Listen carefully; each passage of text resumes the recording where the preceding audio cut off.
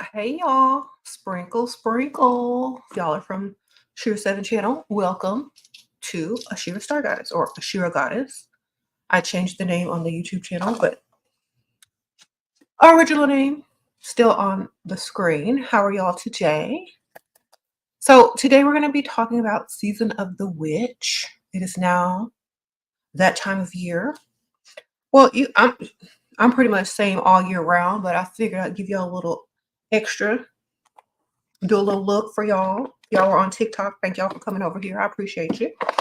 So today we're going to be talking about the Season of the Witch. Okay, so everybody's got their fall candles, their little air fresheners, incense. We got the little pumpkin spice coffees.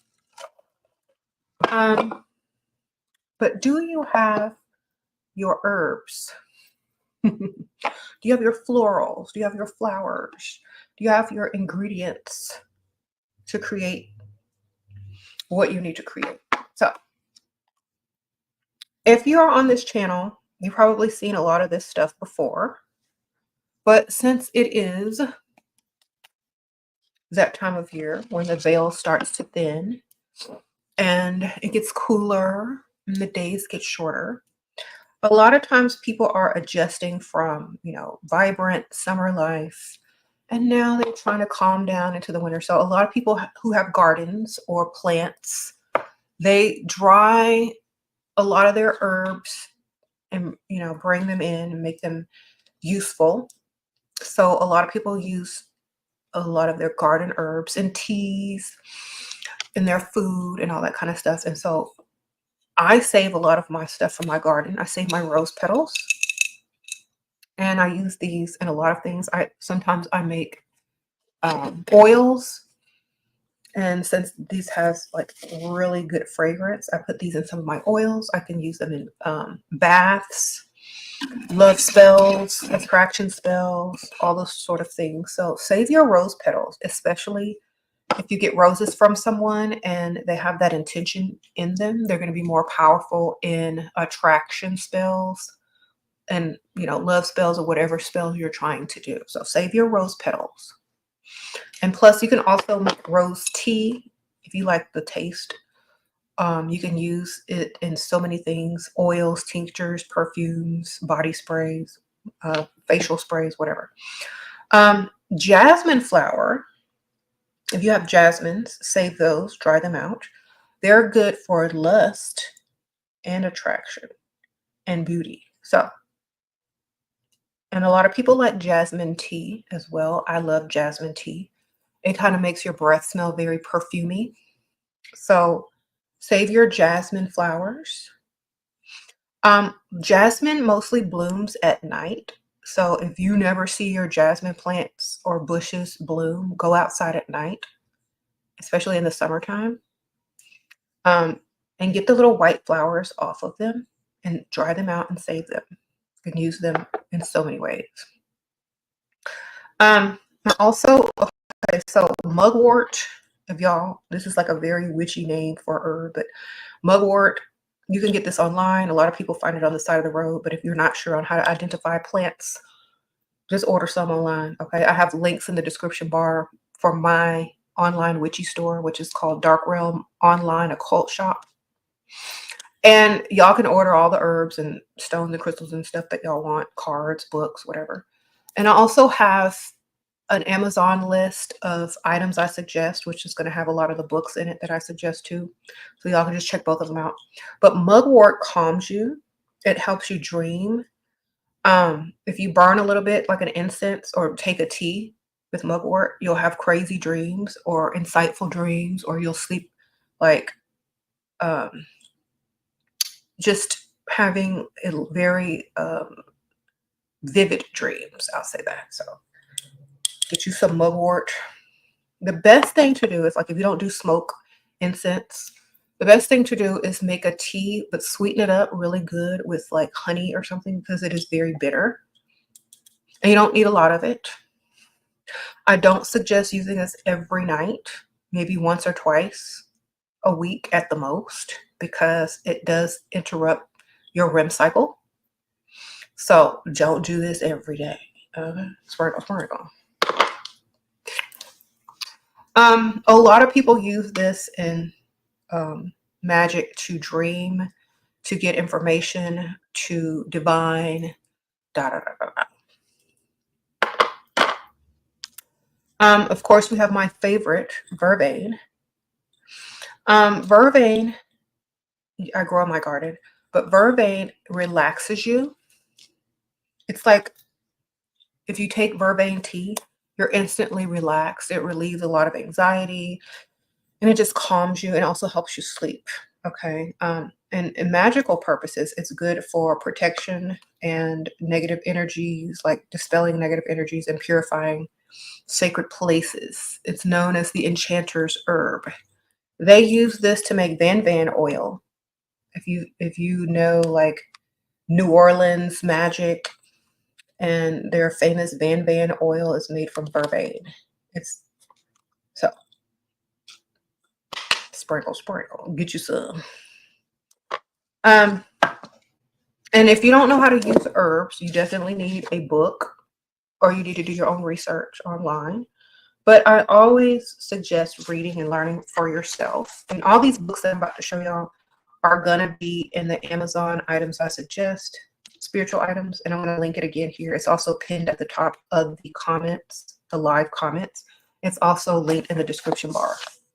So this book right here is called Herbalism, Plants, Potions That Heal by Adrian White. So if you're like just getting into it, you might want to get a book if you don't already know. But like I've been doing this for so long, I pretty much know most of what different herbs and plants do. But I like to have a reference when I'm writing and making tinctures, oils, or doing spell work. I like to have a reference so I don't have to constantly be trying to figure out which plant should be used, what kind of, how it should be prepared, what it's good for. So like, for example, they have pine in here. And it tells you what they're good for, like antibacterial, antifungal. So a lot of this can be used like medicinal. And then it goes into the spiritual or magical parts of it too. And then it gives you the warnings, like don't do this, don't do that. So I like to have a reference just, because I can't remember everything, but I remember most of the things. So it's always good to have your reference, okay? So read it. And of course, y'all get my book, How to Manifest with Magic and Dark Cosmic Energy. Magic, Science, Manifesting, and More. SHERA Goddess. I've got to get this. There's spells in there too. Manifesting techniques. There's a lot of science in there that describes manifesting, spell work, etc. If y'all like the more scientific aspect of things, go ahead and get that. It's one of my best-selling books, believe it or not. Sprinkle. And if y'all like more cards, like the Herbarary, the Illustrated Herbarary by Maya Toll, they have like oracle cards in the back, herbal oracle cards, as well as this illustrated book of the magical purposes of different foods, herbs, and all that kind of stuff in there. It's really, really nice. I like this one because you can also do oracle readings with the cards in the back. Sprinkle, yes. I also make oils. Y'all know I make oils. So make my own perfume oils, my own essential like oil sometimes when I get the stuff out of my garden, but most of the time I just use a little bit of carrier oils and make my own scents and stuff like that with other essential oils. And so this book right here helps you to, know what types of oils are good for different things, like different medical issues or beauty issues or skin or whatever, health, grooming, skincare. So this book also has like a chart in the back that you can hang up. It's like a poster with all these herbs on it. And this book is called Hold on. Essential Oils and Aromatherapy, Your Personal Guide by Marlene Houghton. It's going to be listed in my Amazon items I suggest, the spiritual Amazon items I suggest. Let's get that. Oh, thank you, Tamara. What spells are best during period? Any spell, because you're most powerful. Any spell, because you're most powerful. Whatever spell you do, ma'am. All of them. Okay, so here, that's the back. Sorry. And it's pink too, so it's cute. You could probably frame this if you get out all the creases, but it gives you all the different flowers and plants and stuff and tells you what it's for. So if you have like a little witchy room or an office that you can hang this in or frame it once you get all these creases out, it's a quick reference. So you don't have to just open your book all the time. You just look on your wall. Like, oh, okay, patchouli. Let's use this for a strengthener. Let's use the peppermint for refreshment. So they have all these different things on there. Sandalwood is for relaxing.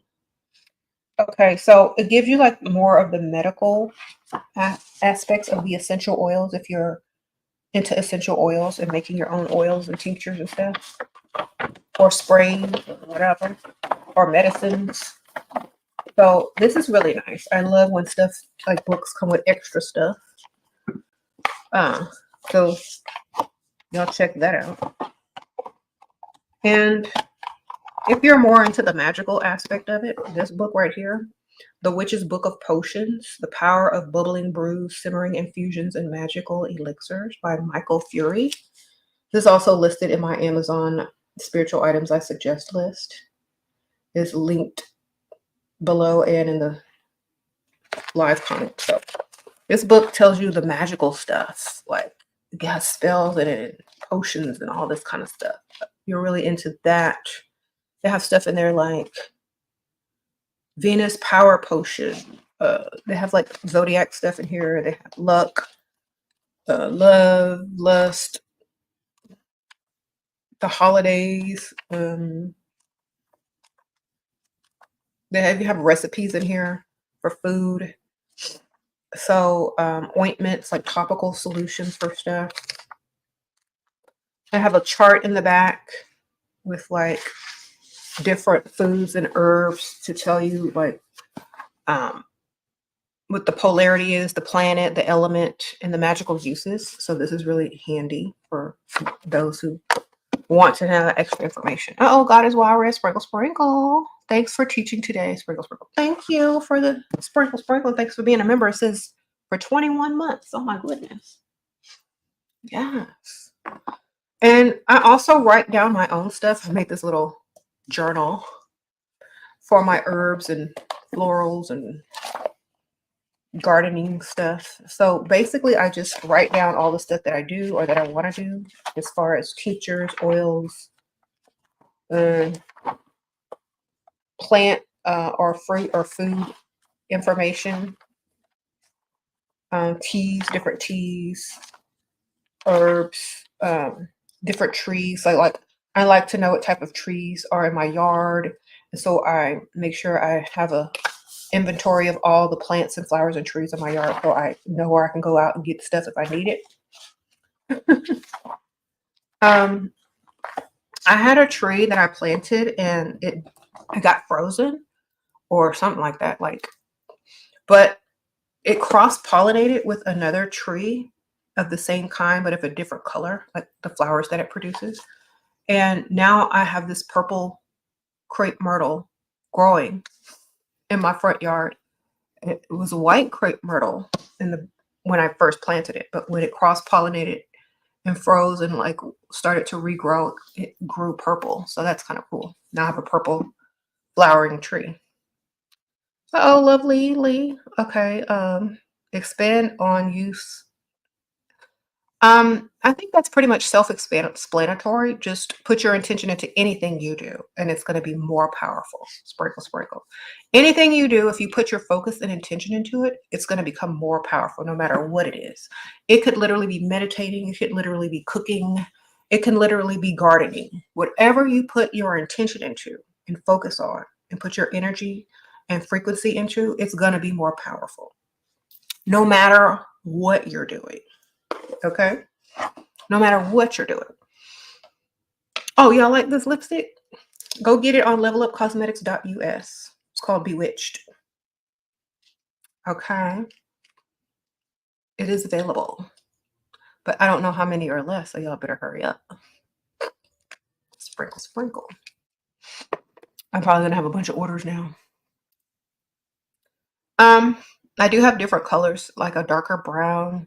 I have reds, mauves, pinks.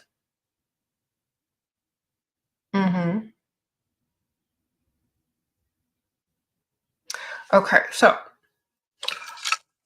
also, if y'all follow me on Instagram, SHERA7, or if you are on my other channel, I do have some like seasonal witchy merch. It's kind of girly. It's a sprinkle sprinkle on it with a pink witch hat on my Zazzle store. That's linked, the first top link in my the first top link in my Instagram bio. I'll try to link it here too later. And then I have like this really pretty necklace that I got. It has like dangly star and this really pretty rhinestone crescent moon. And I got this, if y'all are wondering, because I know y'all are going to ask, Melinda Maria is the maker of this piece. She also makes a lot of tarot jewelry, like, and her stuff is real, so it's kind of like it's not on the cheap side. So yeah, if you're like a reader and you want like a really nice piece for tarot cards or your favorite tarot card, or you like stuff like this, definitely visit her website. Melinda Maria Jewelry. She does like witchy magical jewelry. All right. My earrings, they're probably from some cheap store online. There's either 3 places these earrings are from: Amazon, Shein, or Temu. I don't remember. I've had these for a while. So they're from one of those places. I've had them for like a couple of years, I believe. Bewitched is a dark purpley maroon. Spell is a darker brown. There's a color called Spell. And then I have Blood Moon, which is like a mauve-y, dark mauve. And if you can find another one on there, it might have Cackle on there, which is also a mauve color, but a little bit more light. Thank you. You say you love Temu? Yeah, I know. It's addictive, isn't it? But they have good stuff on there. You said you love how we have so many witchy ladies here. The Hill Goddess. Thank you. Yeah, I like it too. So also, if y'all know that I do collab every now and then with Oudh of SHERA. It's a store on Etsy that sells fragrant oud oils. And if you're looking for something different and very mysterious, definitely go get you some, because these will turn heads. And there are different scents, and I have them listed in the description bar. So Taste of Sweetness is a very light, feminine smell. I think it's this one. It's like a light, feminine candy oud smell. That's the best way I can describe it. And then we have Seduction, which is very nice. It has like a slight floral, and then it has a very oud, like strong oud smell, but very subtle. You know what I'm saying? So it's very seductive. And then of course we have Spellbound, which smells very witchy in my opinion. It has like this, like hits you in the face, but it's good, like very perfumey. with a very nice, subtle, mysterious, witchy vibe to it, in my opinion. So this one is called Spellbound. And it's not like, it's not as witchy as some like oils are, but it's very, like, I would say, mysterious. Like, they don't know what hit them, spellbound. So I like to put this on my wrists, behind my ear, and here. I like to put it behind my knee if I'm wearing like a dress or something. And Spellbound is literally, it even has like a musky little undertone to it. So it's very seductive as well as mesmerizing, I'm going to say. I'm going to say this is my favorite, especially for fall. My second favorite is Seduction. I think this one is good for like if you're on a date or you're trying to seduce somebody. And then the other one, Taste of Sweetness, Taste of Sweetness, is more for daytime. And it's very nice for every day. And it's very feminine and girly. So if I had to describe these in colors, this would be like pink. Seduction would definitely be red. And Spellbound would be this color. Like a witchy maroon, like dark feminine color. Okay, so get it. The notes are, there's like a musk and a floral and an oud, like a, the arglewood. It's very nice. It's very nice. It's not too masculine at all. Like, none of these are masculine. A lot of times women that wear oud, they find a lot of it a little bit masculine side. These are very feminine, mysterious, and seductive. So y'all got to get them. Okay. No one will be able to match your scent or copy you. If you're on a date and you're in a car or you're at dinner with someone, this smell will linger. Like, literally, it will linger. It doesn't, like, you could take a shower and you will still be able to smell it the next day. It's long, long lasting. And so if you're like hugging someone and, it gets on them, they're going to smell you for at least a couple of days. It's not like perfume. It lingers and it lasts. So make sure if you're going to hug your potential, you get you some of this. Slather it on, like put a lot of it on. Like your wrists need to be glistening. Put it on right before you see him, or don't rub it in. And then when you hug him, like do like this on his shirt and like on his neck. So like everywhere he goes, he's smelling you. And when he takes his shirt off and then he goes to wash it, he's still gonna smell like that if you rubbed enough up on there. I have literally washed clothes that have had this scent or just an oud smell on it. Do it on black clothes. Don't do it on light colored clothes. And the smell will still be on it after the wash. If you like your laundry to smell good, if you get you one of those like wool laundry balls that they sell on Temu, and you like drop some of the oud on it, because you can drop it, and throw it in your dryer, all your clothes will smell like that. You can even put it in your wigs. And so you'll literally smell like a walking, seductress, enchantress, or just a tease, a touch of sweetness, the little innocent girly girl. But then at night you turn into an enchantress and a seductress. Sprinkle, sprinkle. Get it. I promise you, you're not going to regret it.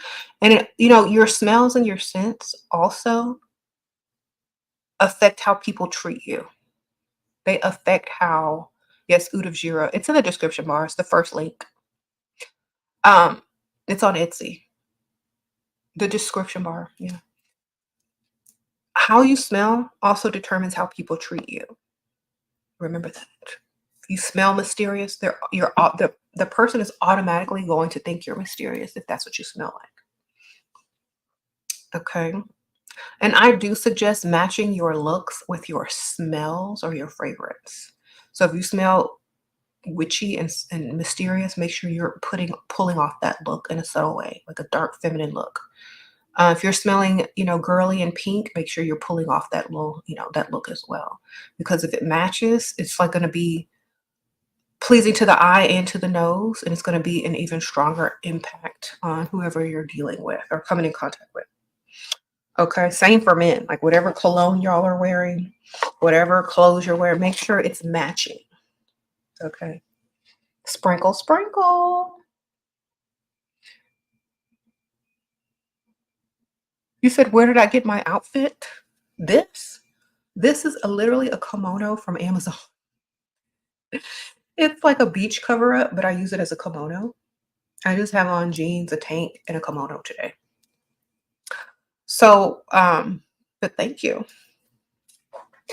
I'm redoing my closet, so a lot of my clothes aren't available because the closet organizer kind of like put them all in bags and only left a few things. So I have to choose from what was left or go digging in bags. Uh-oh, sheer proofs. Thank you for the super sticker. I appreciate you. Oh, and one of you guys, I don't know if y'all are here, but somebody sent me something from my wish list. And it's this really nice Bakur incense that I use in my house. And I love the scents. I put these in a little burner and it makes the whole house smell very, very good. I love this scent. It is from Quiznia May. Thank you, ma'am. And I might thank you on my other channel later. But if you're watching, I love these. Okay. They're individually wrapped squares of scent, like oud incense. And they just perfume your whole house and it smells like a temple. Like literally. Very nice. Sorry. It's like an oud incense that just makes your whole house smell like a temple. Yes, it is. I probably have this also listed on my Amazon spiritual items that I suggest list. If y'all are curious. Oh, hold on. It came with something free. I didn't even see this. It came with a free sample. Okay, I guess depending on which one you order, they're sending a free sample of a perfume too. Now this one. This one is called Misk Rijali.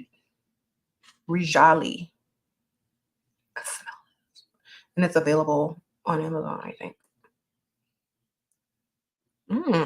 This smells kind of good too. It's not as strong as the Oud of SHERA. It's more of a relaxed, but this one is way better, like way more potent. But this is nice too. I mean, I would wear it. Uh-oh, Lucky, yes. Lucky ASMR, sprinkle, thank you. Oh, I didn't know. Some of them come with free samples. My last box didn't. I guess it depends on where you buy it. It says Rajali means men. Okay, so it's probably a man's cologne. It smelled good, but it wasn't as like intoxicating. Okay. Yes.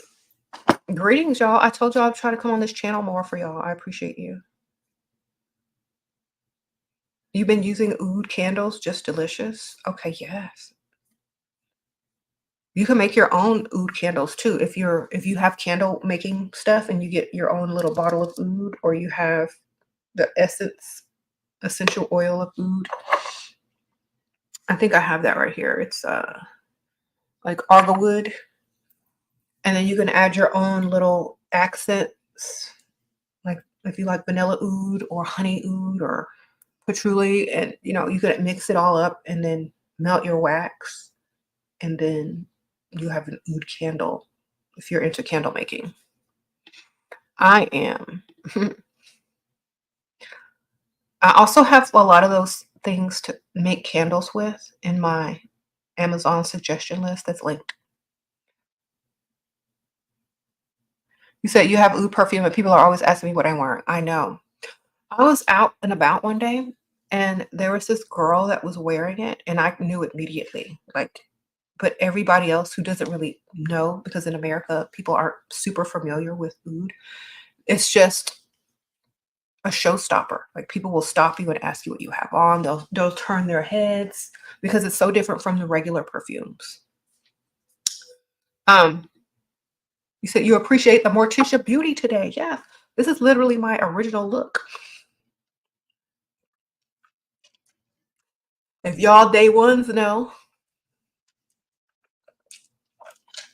this was the original look, ma'am. I gotta straighten my part. This is a wig. You said you put it in your hair too? So do I. I have one of those combs that you put the oud incense in, the little wood chip, and it like burns the little oud wood chip, and then you just comb it through your hair or your wigs, and it has like this smoke incense coming out, so your whole hair will smell like incense, like oud incense. And I also have that linked too. It's in the Amazon items I suggest.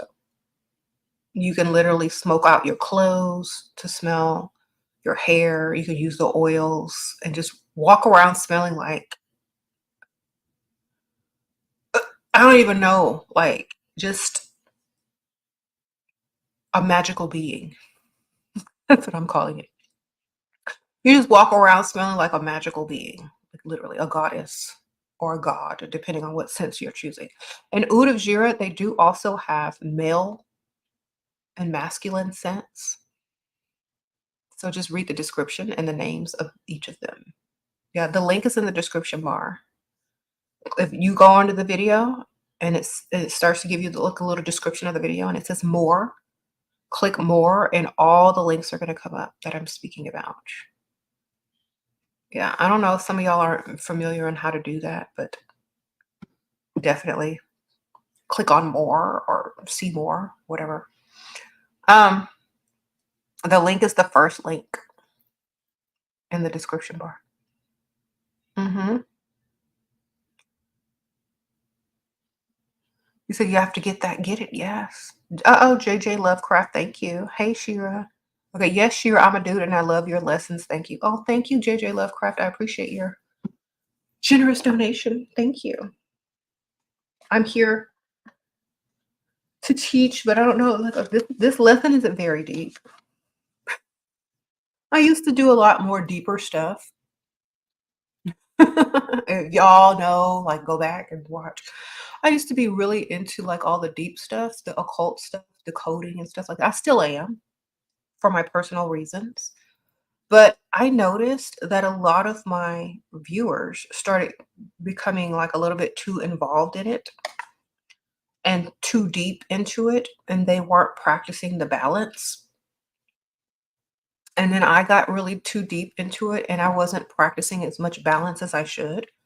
So I kind of like steered away from the deeper things and I leave all the videos up because a lot of people couldn't really handle it and they were taking things way too seriously and basing their entire lives around certain things. And that's never anything to do.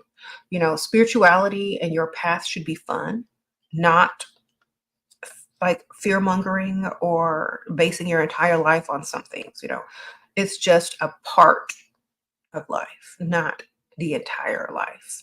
So I kind of steered away from that just a little bit and gotten back into like more the lighter aspect of spirituality, because a lot of times, you know, when you get too deep into something, you forget about everything else. And, you know, we do live in this reality and we can't just focus on only one thing. So that's why I have two different channels for more of a balance. You know, we got to focus on the material and the spiritual, not just one, because you'll have like, if you're focused too much on the spiritual, you're going to start to lack in the other area. So that's why it's good to keep it balanced. Mm-hmm. Yeah. You said you took your daughter to see Beetlejuice and she was confused. Well, did she see the first one? Sprinkle, sprinkle. You said, will you be doing movie nights on Patreon? Maybe closer to Halloween. Maybe we'll do a scary movie. We'll see. It's kind of hard to do those because not a lot of people show up. Okay. But maybe there's more people now, so we'll see.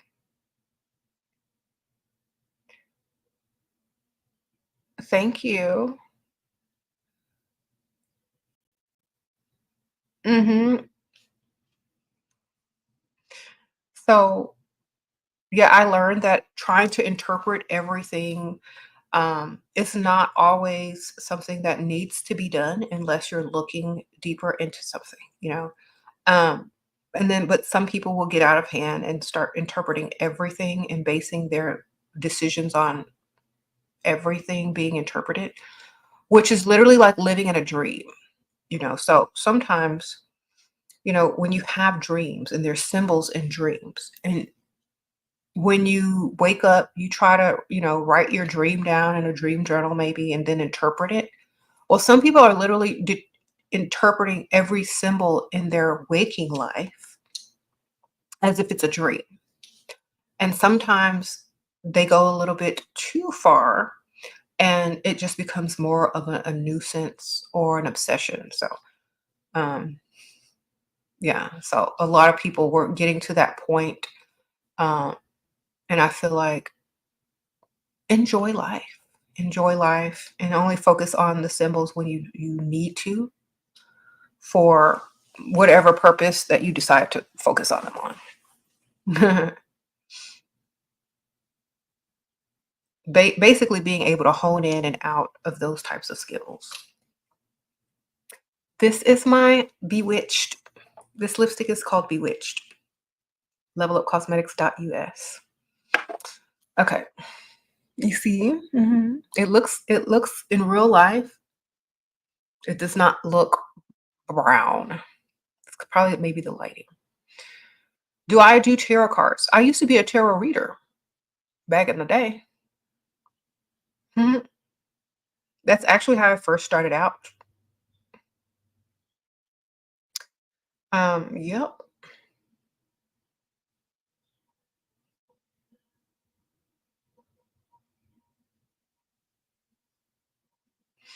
I used to do spell work, oracle, and tarot for clients back in the old days.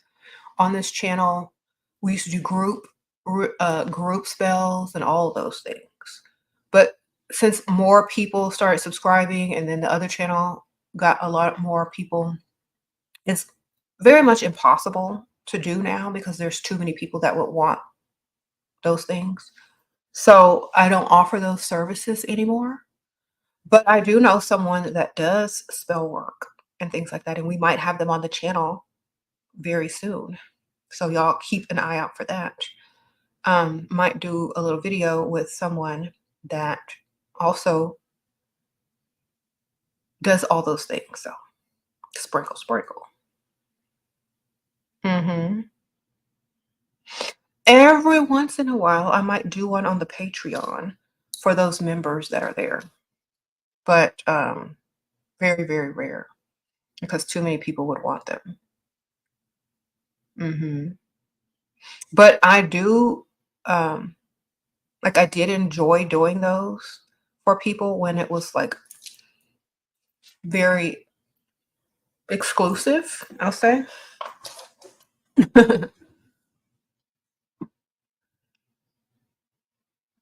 I did like it. I enjoyed it.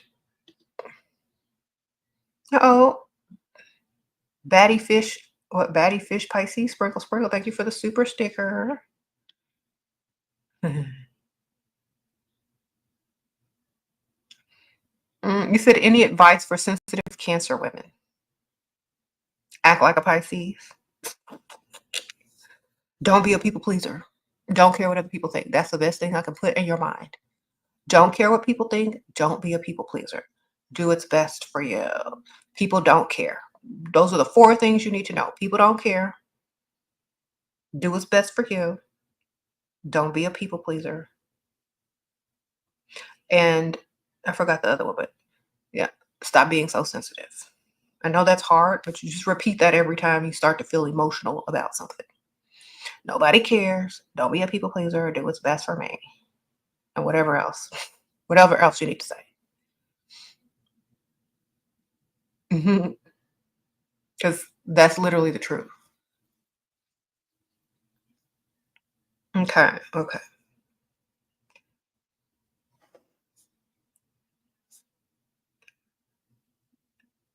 You said, how do you stay away from the influences of gin? Be the influencer. Okay. I know y'all are like, what does that mean? What does that mean? Just as someone can influence you, you can also influence other things. So you have energy, you have an aura, you have a frequency, you have an influence. So make sure your influences is stronger. Say what you say what you, and mean what you say. Uh-oh. Solid decision. I'm sorry, I probably didn't say that right. You really appreciate that you broke down the significance about the wall, ancient Kim, Egypt, decoding your manifest with magic book is gold. Thank you. You got my book. I really appreciate that. I appreciate that. Thank you, girl, for the sprinkle, sprinkle. Soul decision. Okay, I think that's how. I think we said it that right. So yeah, get my book. You said, what is psychic assault? Have you heard of it? Um, it's when people believe in it and then they start to get the symptoms subconsciously. So if you don't really believe in it, you're not going to acquire the symptoms of it. You know what I'm saying? So there are symptoms of it, but first you have to believe. So I'm not saying it's not real. I'm saying if you've never heard of it before and you're unaware of what any of that stuff is, it really can't affect you unless you believe it. It's kind of like that movie, The Skeleton Key. Unless you believe in something, it doesn't affect you. So it depends on whether or not you believe in it, that you will start to incur the symptoms.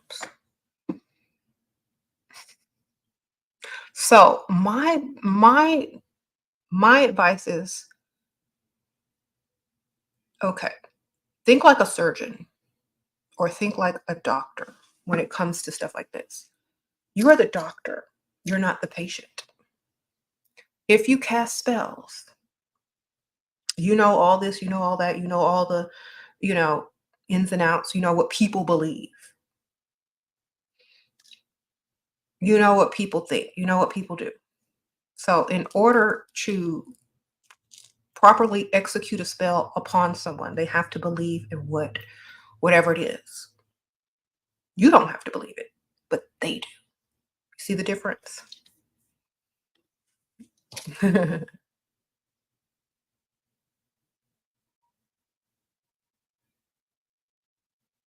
Okay.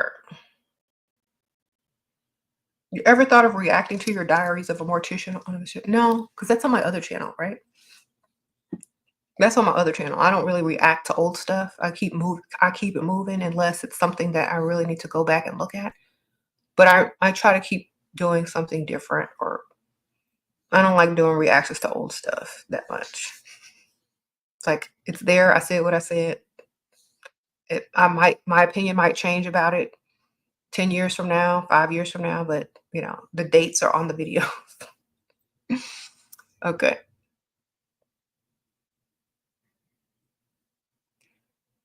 Sprinkle, sprinkle. Thank you. Someone says I look youthful and gorgeous. I'll take that. Appreciate it. So, you know, season of the witch. We're here in the witchy season. Y'all get all y'all's witchy stuff together and be proud of who you are, or goddess. You know, a lot of people exchange the words witch and goddess together. And I think they're both. Like a woman, all women are goddesses, point blank, period.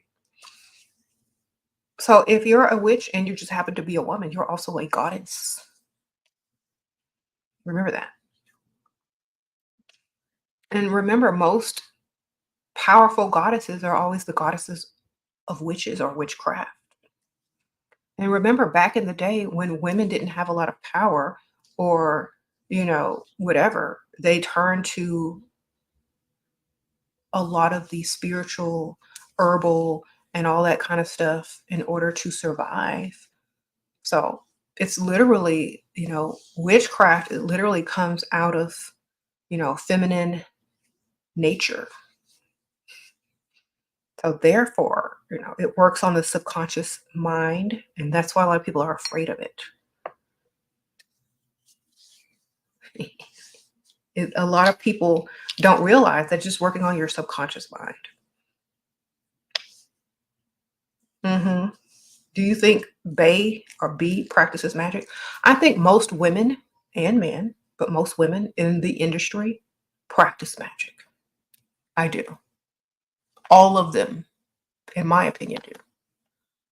And if they don't in the beginning, they do during their career. They do eventually.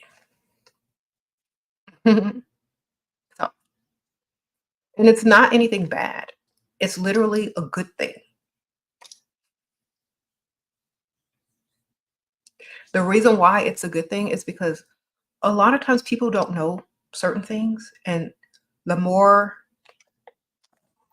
you learn, the more you know, and the more you can use that information and that knowledge to, heighten your career, push your message, or enlighten other people. Okay. A lot of it is also ancestral,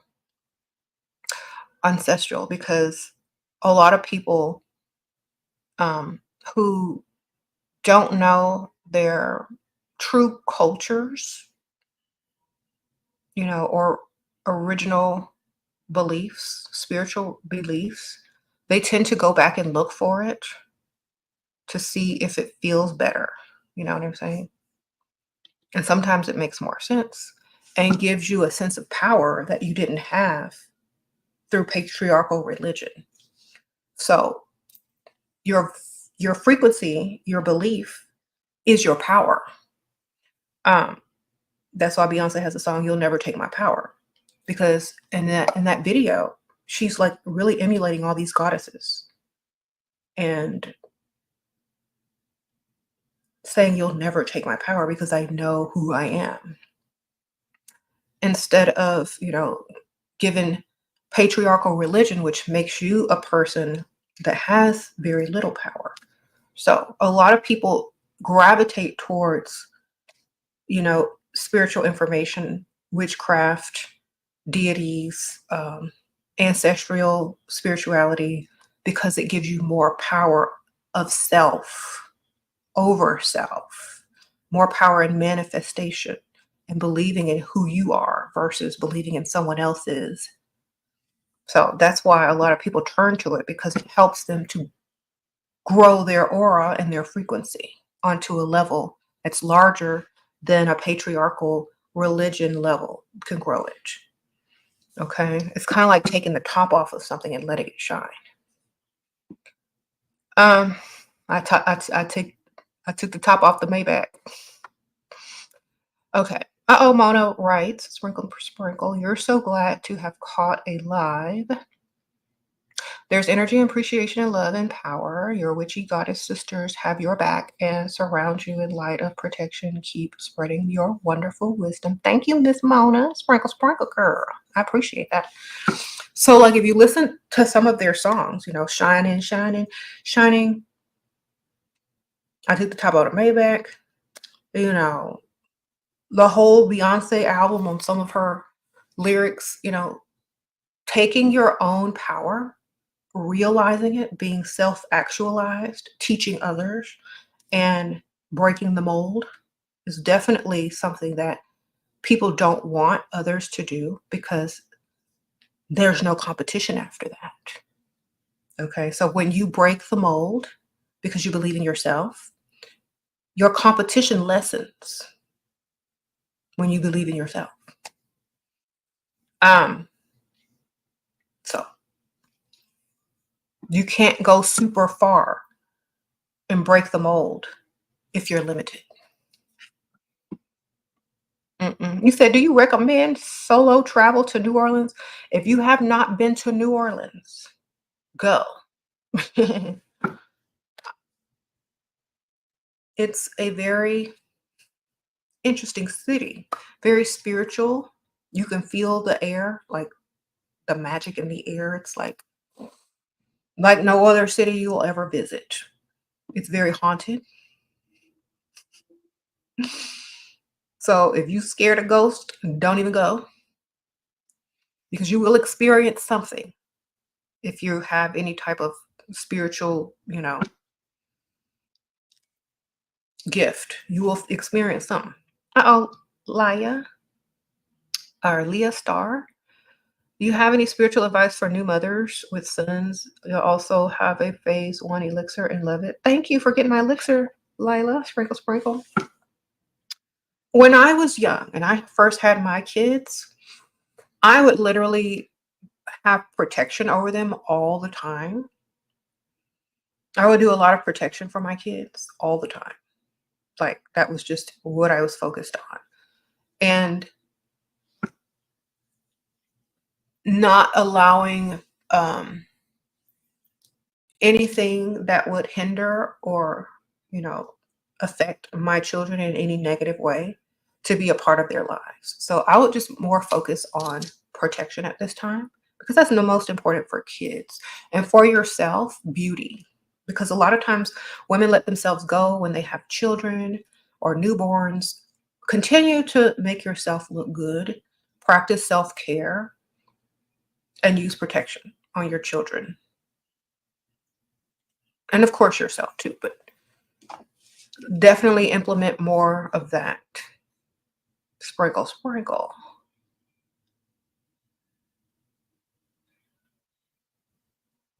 You said that's true. Your family grew up in Louisiana. When I do go back, I do feel something. Yes. And I have a whole video on this channel where I talk about my New Orleans experience.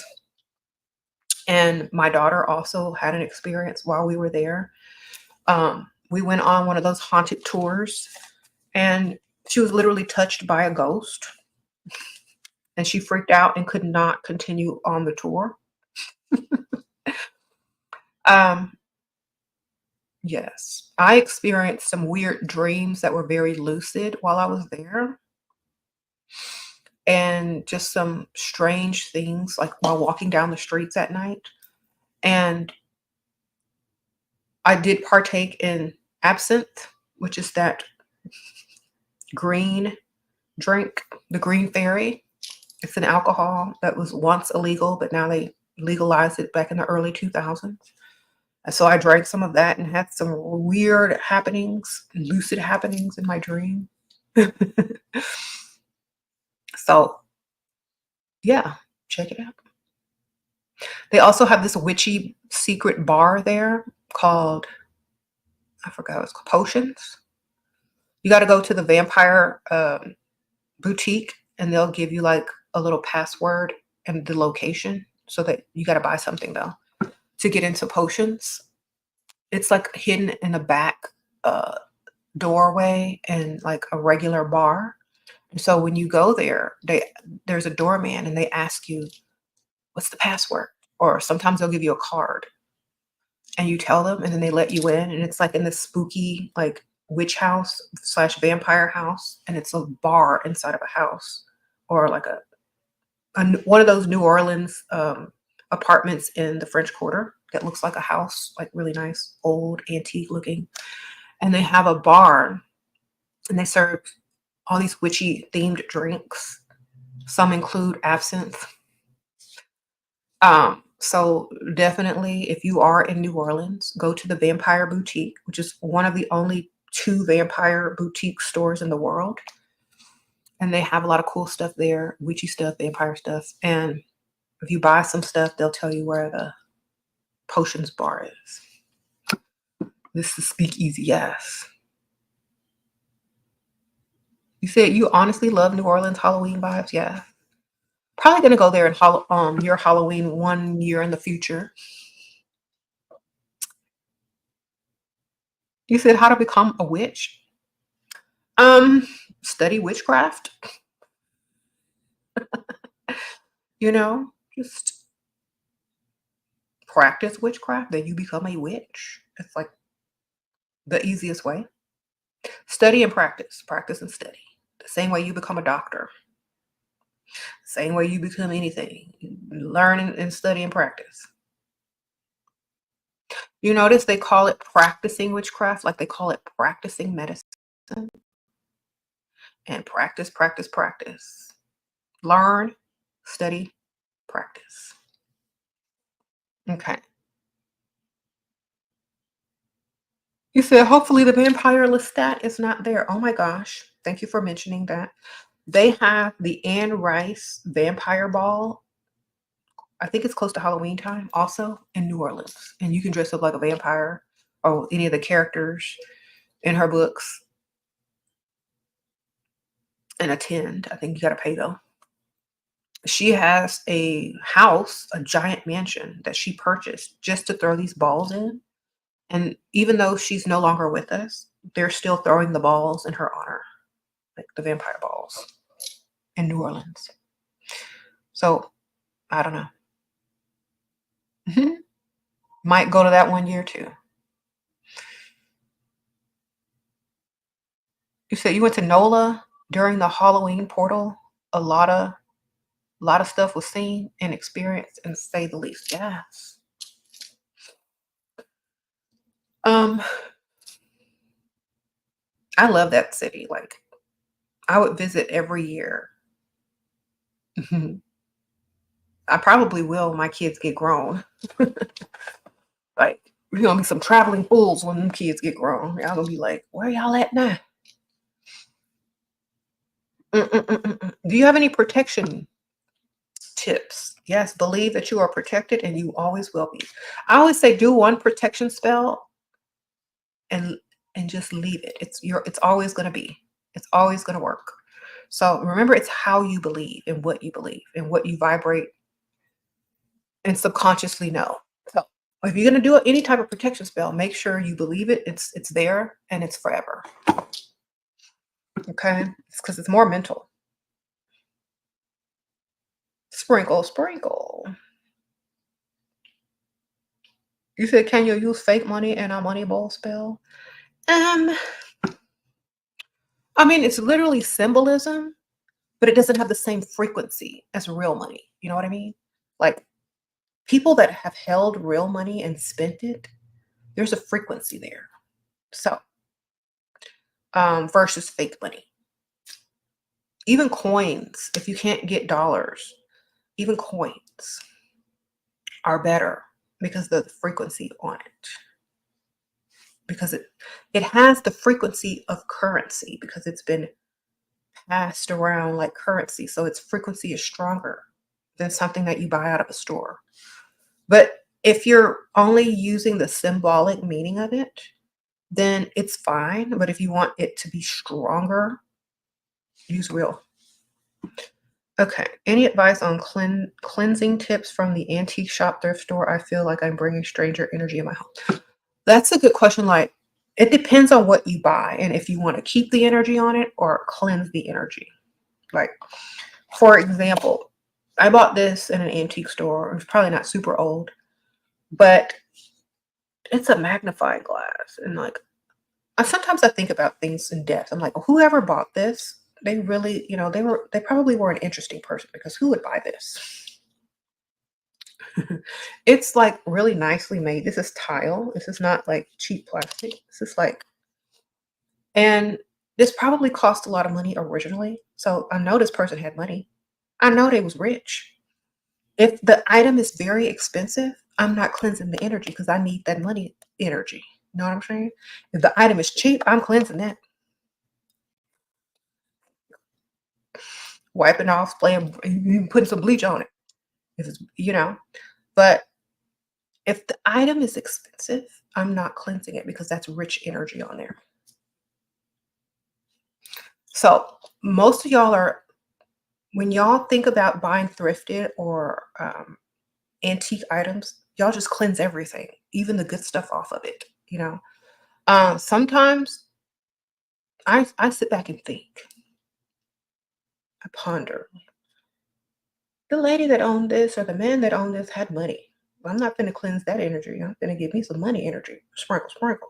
You know what I'm saying? That man had good taste. That woman had good taste. They had money. This stuff cost a lot back in the day.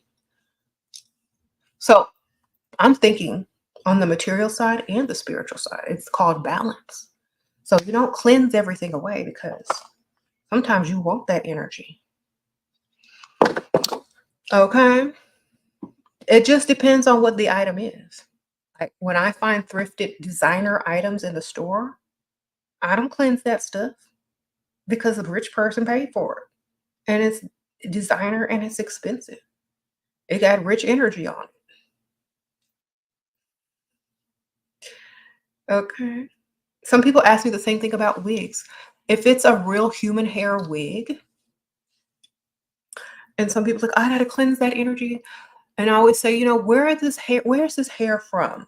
Are the people less corrupt over there or more corrupt?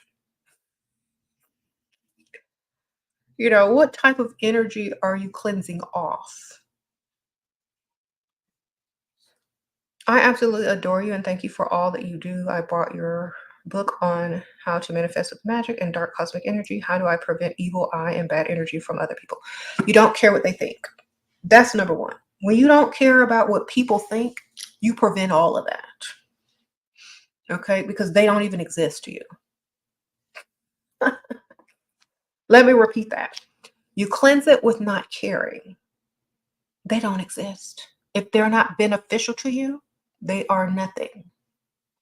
That's how you have to think. That's that dark feminine energy. That's that dark feminine energy. If it's not creating, if it's not beneficial, if it's not manifestation of something you want, forget about it. Okay? They're just using their energy for nothing. Because you know, I'm always going to thrive. You're always going to thrive as long as you understand that. So, bad energy from people can be transmuted into anything you want it to be. In my book, I teach you how to transmute bad energy into anything you want it to be. So let's say someone's talking trash about you or, you know, giving you the evil eye. Literally, the alchemical term for turning lead into gold is transmutation. So you transmute it into something that can give you money. You know what I'm saying? You transmute it into something that's worth more than gold. You don't sit there and be mad about it. You figure out how to make it get you paid. Okay? Or how to benefit you in some sort of way. It's never anything negative if you understand transmutation. All energy can be converted into what you need it to be. Okay? Just think of it that way. That's in my book. Transmutation. Read more on transmutation. The book is on Amazon. It's linked in the description bar of this video.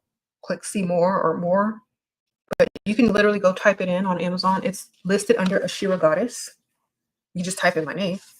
How to manifest with magic and dark cosmic energy. Ashera Goddess. And I wrote it just the same way I speak so anybody can understand. It's written exactly how I speak.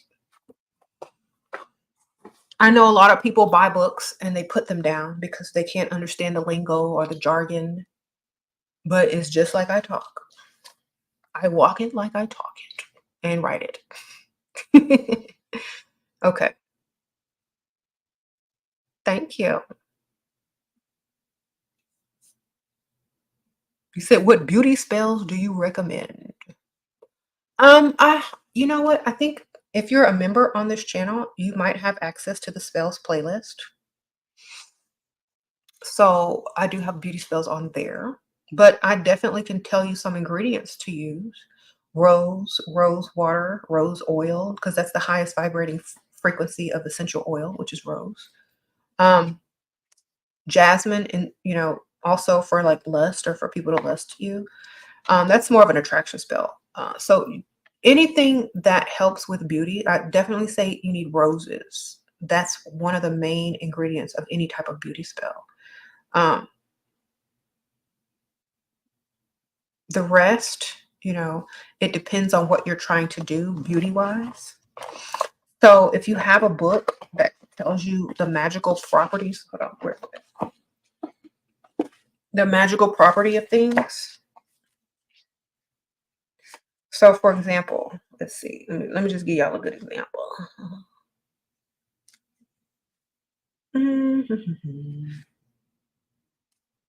Sprinkle, sprinkle. Okay, here we go. Strawberries. It's good for luck and love. Um,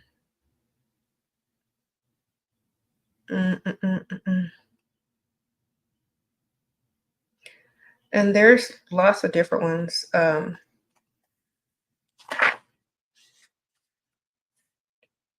Willow is good for love, healing, and divination. Wine is good for luck, happiness, and love.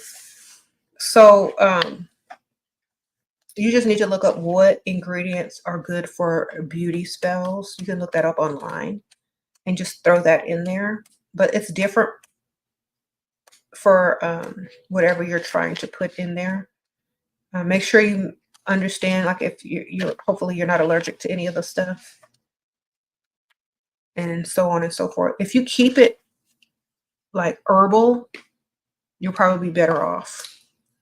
Florals, rose water, and things like that help with beauty. Yes. But if you are a member on the channel, my spells playlist should definitely be available with all the spells on there. I'll double check it, but some people can't access it, but it's under the members area. You got to join and become a member on the channel. Not a subscriber, but a member. A member is like a monthly fee of like a couple of dollars, like $2, $3. Okay. You said rose have been summoned. Sprinkle, sprinkle. You said if a man buys you a bouquet of roses, put it into your beauty spell. Yes.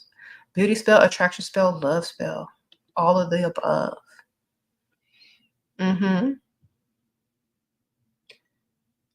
You say you can't force someone to love you with spells, but I've met real life love spell victims that were never attracted to the person and that casted it. Okay. I would say they probably used more of the power of suggestion versus anything else. Okay. They probably played more psychological games than they might have thought. If you read the 48 Laws of Power or The Art of Seduction by Robert Greene, you don't need no spell work to make somebody like you that you ain't even attracted to. It's all psychology, dark psychology. So a lot of people do practice dark psychology along with spell work, which also makes it more powerful. So if you learn dark psychology, you can get the same effect. Thank you, Mishi, for being a new member. Sprinkle, sprinkle. I think I might have some books in my Amazon suggested, spiritual books link that's in the description.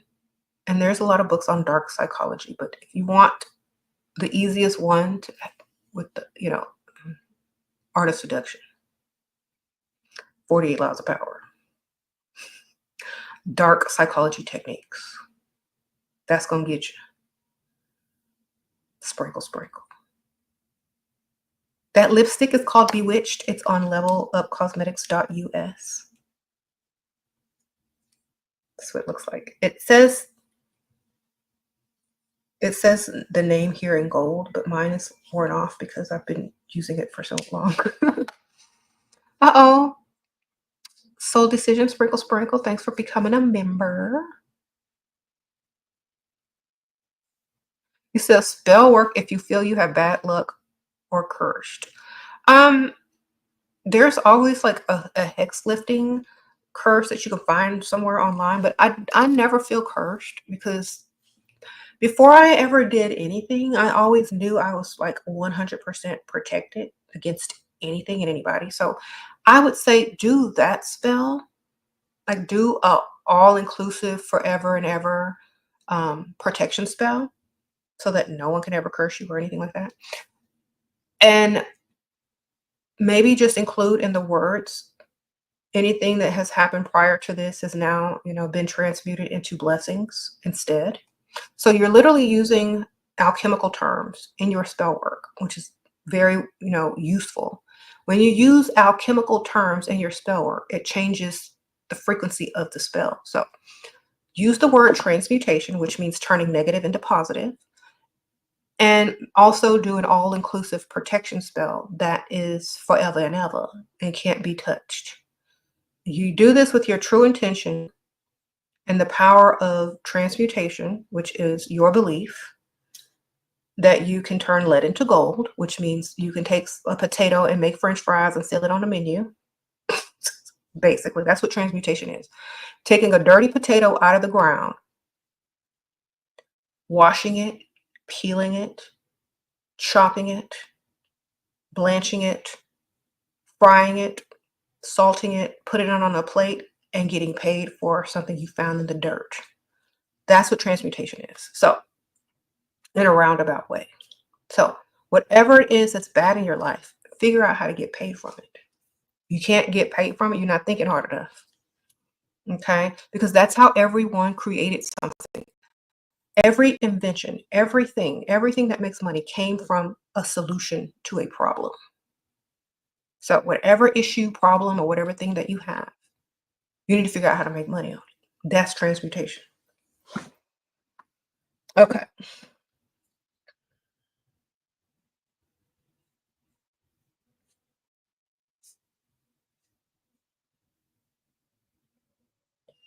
Okay.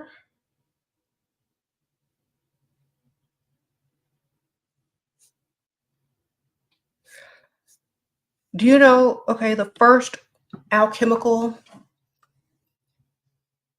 original alchemical place where transmutation, dissolution, and all that kind of stuff happens is your womb, especially as a woman, your womb.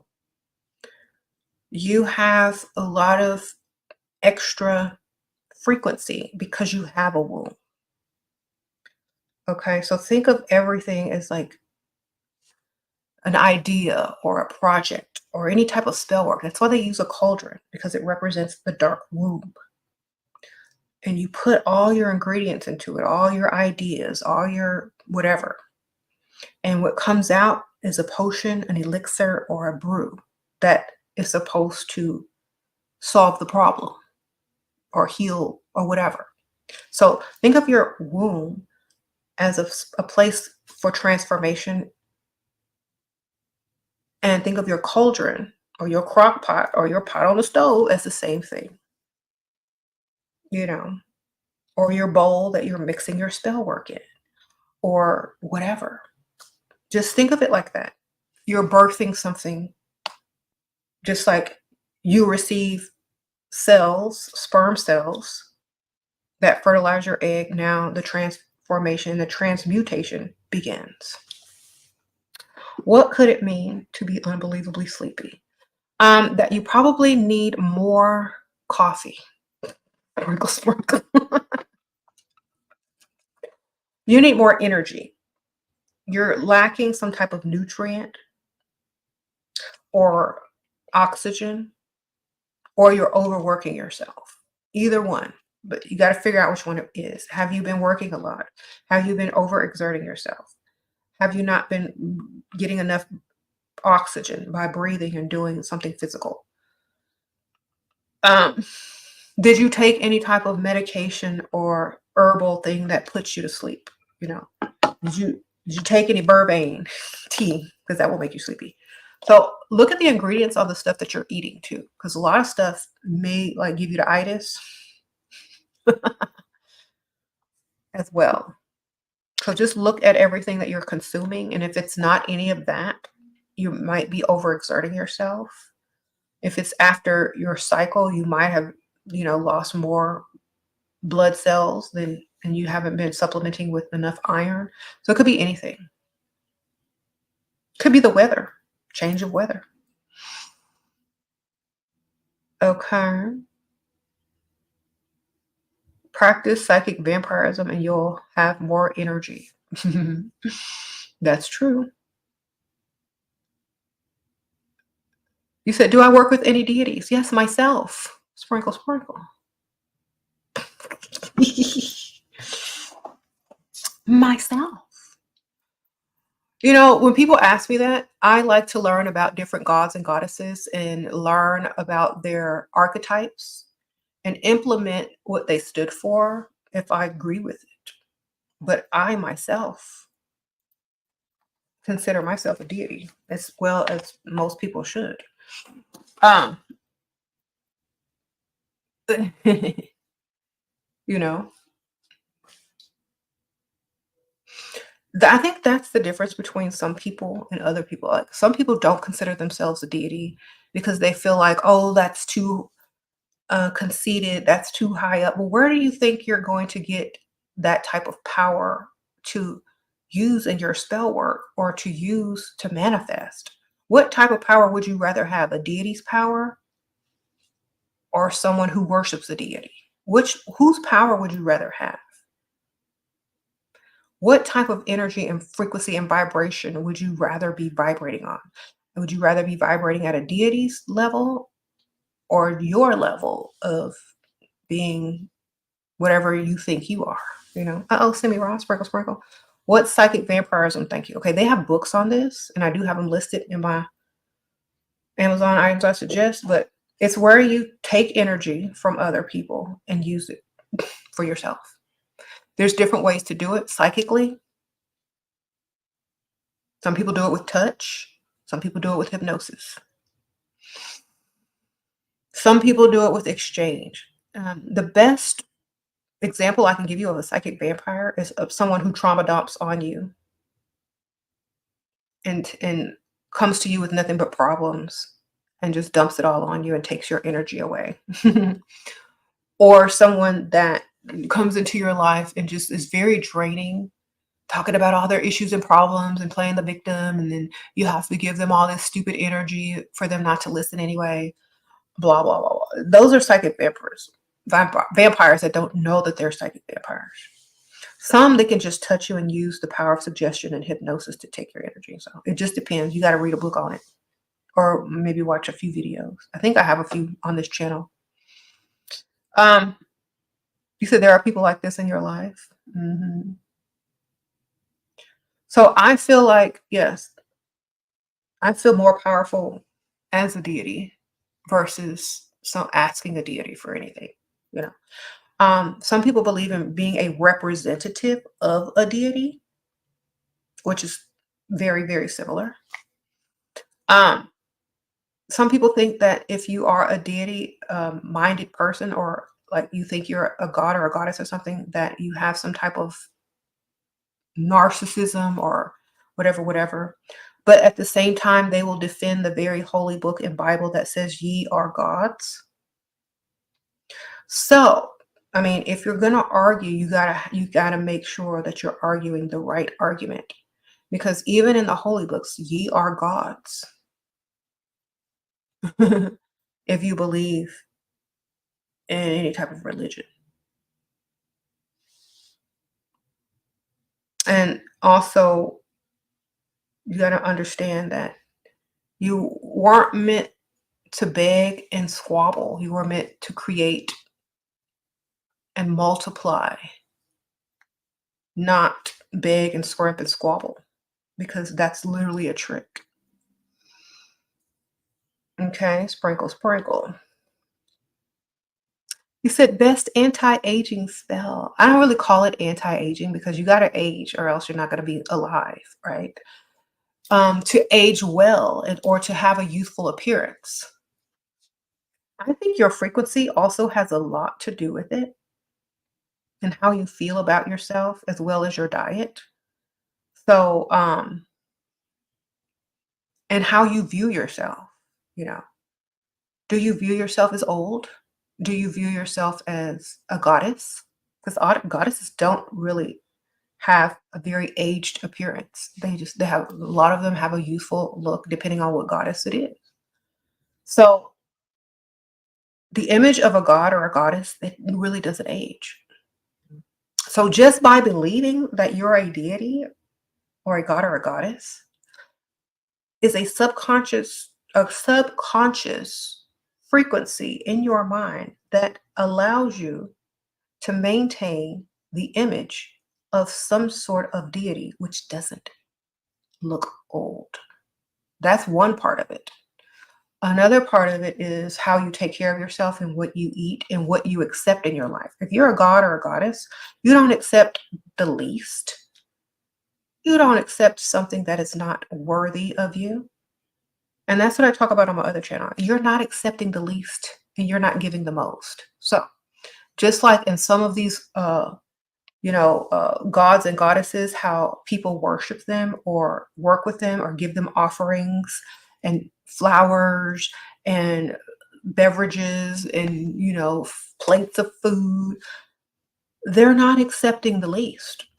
Some people are giving their deities more than they're giving the people in their lives. So if you look at yourself like a god or a goddess and you only expect certain things, that's how you're going to live your life. That's how people are going to start to treat you. That's how you're going to start to vibrate. That's how people are going to start to see or feel you. You know what I'm saying? So you don't have to voice it. Oh, I'm a god or I'm a goddess. You don't have to say it at all. That's your secret. But you have to vibrate it. And that's how you look, how you want to look. That's how you stop yourself from looking older, but still being alive. Okay, it's all mental. A lot of the things are mental. But don't eat trash. Sprinkle, sprinkle. Would you put a bag of hot Cheetos? Now I know when I act silly and my ratchet things, I be eating Takis and hot Cheetos, but that's very, very rare. Because when I eat those sort of things, my face, my whole body starts to bloat from all that salt. You know what I'm saying? And if y'all are eating that stuff every single day, that ain't good. Okay? So eat like you're a god or a goddess. Don't put trash in your body. I mean, every once in a while you can do, you're going to do it. You're human. But you're supposed to be thinking more on a god and goddess type level. All right. Sprinkle, sprinkle. You said now that you are successfully professionally, how did you keep away from your conspirators who were rooting for your failure? Nobody roots for my failure. I told you I did a whole spell that transmute any negativity into money. So anything against me just turns into more money. So, but thank you. That was a really good question. Anything that's brought in negative towards me always results in positive money. I did that spell long before I was quote unquote successful in what I'm doing. I did it a long time ago because that's how I needed to think. So that's exactly what I did. A spell is just a reflection of your subconscious and your thinking. So anything that's formed as a negative thing towards me only turns into my benefit, into money. All of it.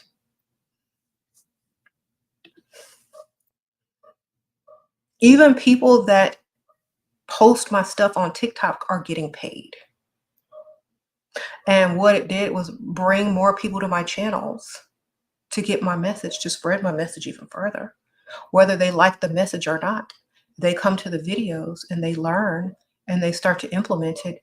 And now it's even more because everything that was meant to harm only got me more money. Sprinkle, sprinkle. That's the whole thing. Transmutation is very powerful when used in spell work. Learn alchemy. Learn the alchemical terms. Include it in your spell work. Okay.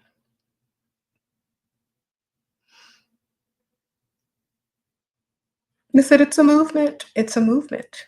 And no one can destroy it. And the reason why I'm telling y'all this is because most women believe what I teach anyway. They were just afraid to admit it. I gave them permission. That's all I did. What's my sign? Dollar sign, ma'am. Pound sign, euro, all the currency signs. That's my sign.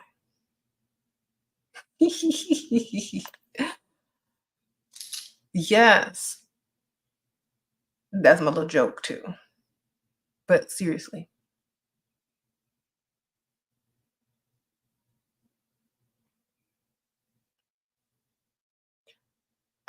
You said you knew you was gonna say that? Yes, Amanda, you know so well.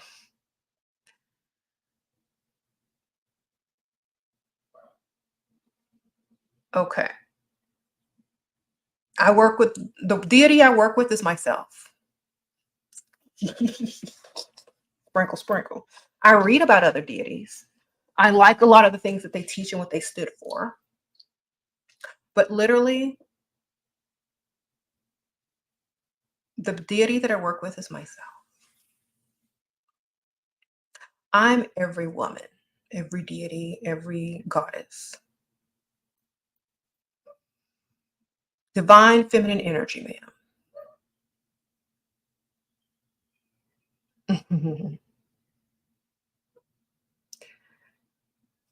I think that's what most witches believe, most goddesses, most women deep down inside, and some are afraid to admit it. Okay. You said them baby TikTok witches be having 12 altars. That's fine. Everybody starts somewhere. As long as they start to, like, as long as they keep learning and growing, that's all that matters. As long as they making money off of it, that's all I can tell you.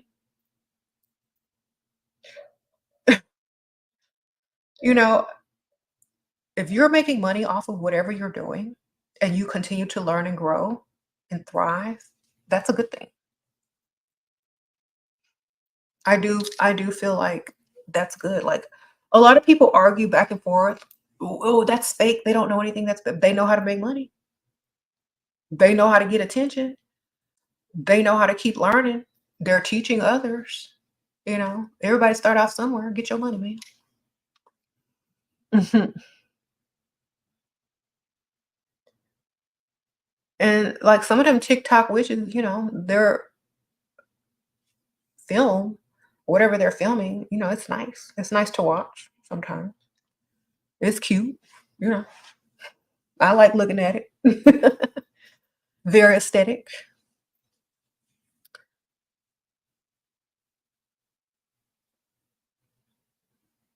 Hmm. You watched a video of you working with Archangel Michael, got curious. Oh, I used to do a lot of stuff, y'all. This channel been on here for 10 years. I used to do a lot of stuff. I like the candles. I grew up Catholic. You know what I'm saying? And Archangel Michael also represents other deities, like especially if you're into voodoo, hoodoo, Santeria. You know, um, a lot of stuff that y'all see people doing, a lot of stuff is very coded. You know, um, if you translate the name Michael, it means who is like God. So you got to think about who you're dealing with and what you're watching, because a lot of times a symbol should be translated depending on whatever it is you're trying to figure out. So who is like God? Think about it.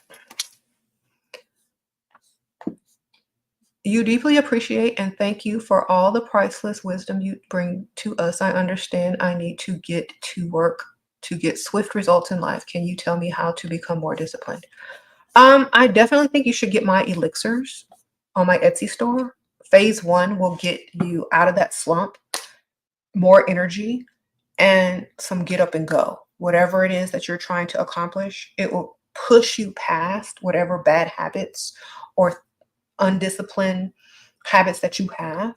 Because I did the full phase 1 through 11, and it totally transformed my life. If you go back and watch all my videos from when I first started my elixirs, you'll see a huge transformation. It is an alchemical transformation and a spiritual transformation. So definitely get my phase 1. I don't know. I don't think it ships to you because it doesn't ship internationally. So if you can't do that, definitely you need more energy. You need more energy and you need a purpose, or you need something to focus on, no matter what it is. So something new, something to focus on, and you need way more energy. So I suggest energy. Anything that brings you more energy and a focus. You need you need something to focus on, and you need the energy to go with it. I also know that making up your bed every day, that's why you see my bed is always made, gives you a 2,000% higher. Okay. Making up your bed makes it 2,000% higher that you'll become a millionaire. Uh-oh, forever glowing up. So get up and make up your bed every day. That's number one. That way you don't get back in it. Okay, forever glowing up. Should we tell others about psychic abilities? I had a dream about someone and it came true. No, don't tell them. Sprinkle, sprinkle. Like, don't tell them, because if you tell them, it might not even come true. Maybe you're just seeing the future because you didn't tell them. Because if you tell someone, it's not going to happen, and they're going to be like, that never happened. So you never really tell anybody. You just drop hints and clues for them to be aware of. You know what I'm saying? So, for example, if you see them doing something in the dream, you just drop hints and clues about it. You don't straight off tell them, because then you look crazy, or you look stupid if it doesn't happen. So you just give them hints and clues to, like, it's like, you know what? If you see this, this, and that, do this. Well, why are you telling me this? I don't know. I just have a weird feeling. Don't say, I saw this dream, because every time you have a dream, they're not going to want to listen to you. So just give them little hints and clues every now and then. Sprinkle, sprinkle.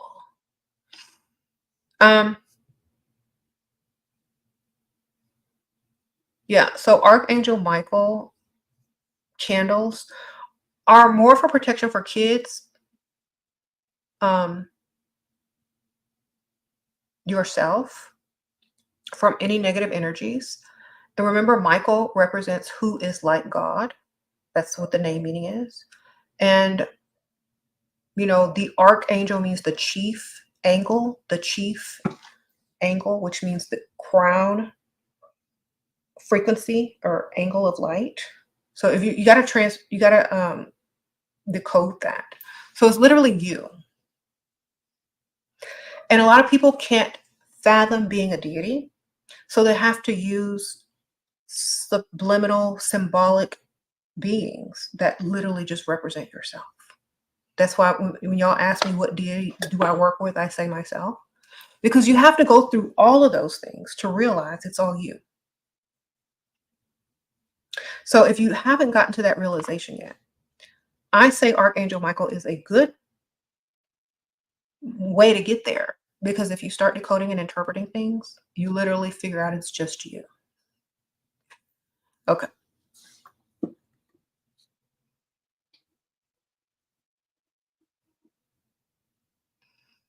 But if you like to have that deity or that symbol or that comfort outside of yourself, that's why a lot of people turn to angels and to deities and to things like that, because they can't fathom themselves as a goddess or a god.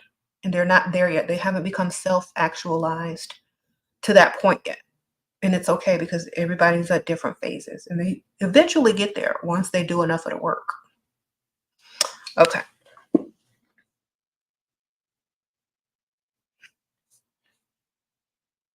But it's a journey. I'll say it's a journey.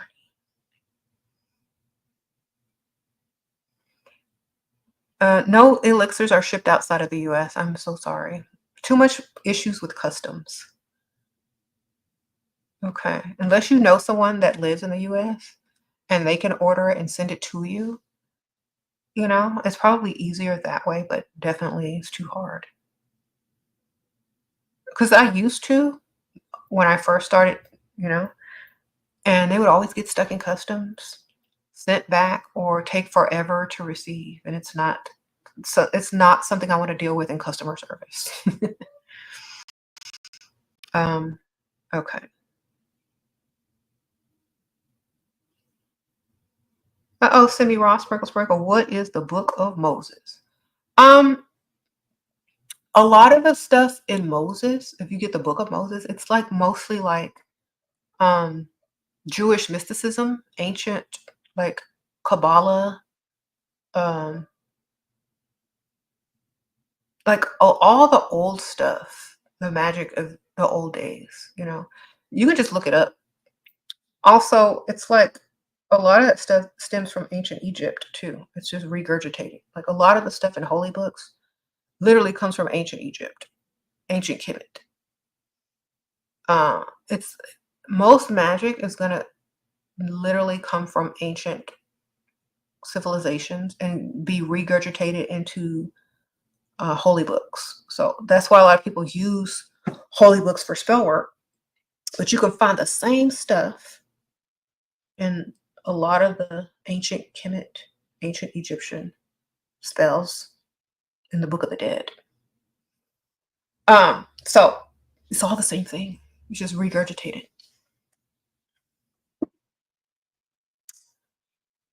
it. Book of Enoch, Book of Moses, the Egyptian Book of the Dead, life, whatever. It's all the same. That's why if you read a lot and study a lot, you'll start to see all the similarities and all of that stuff, and you'll just be like, "Oh, okay, same thing, same thing, same thing."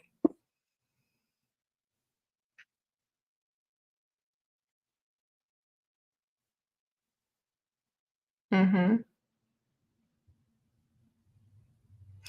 Same thing.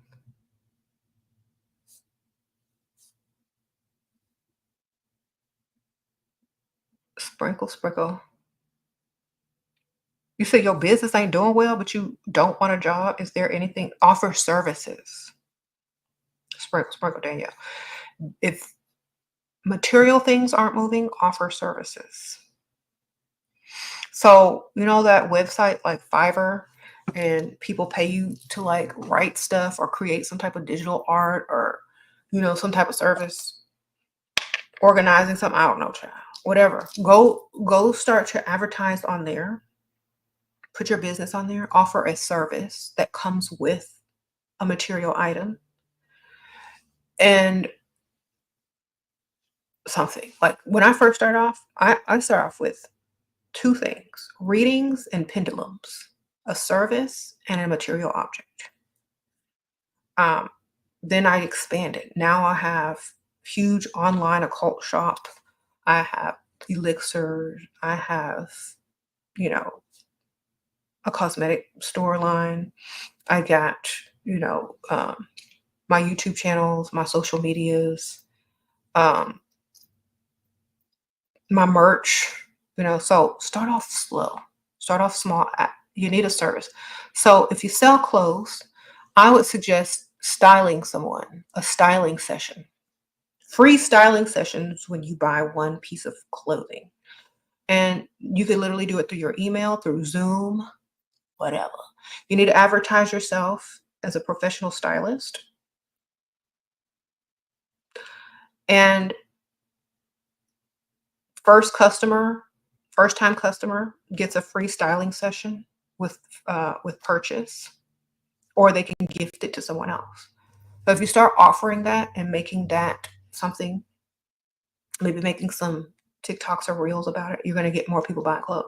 So you need to offer a service. People love free stuff, free services, whatever.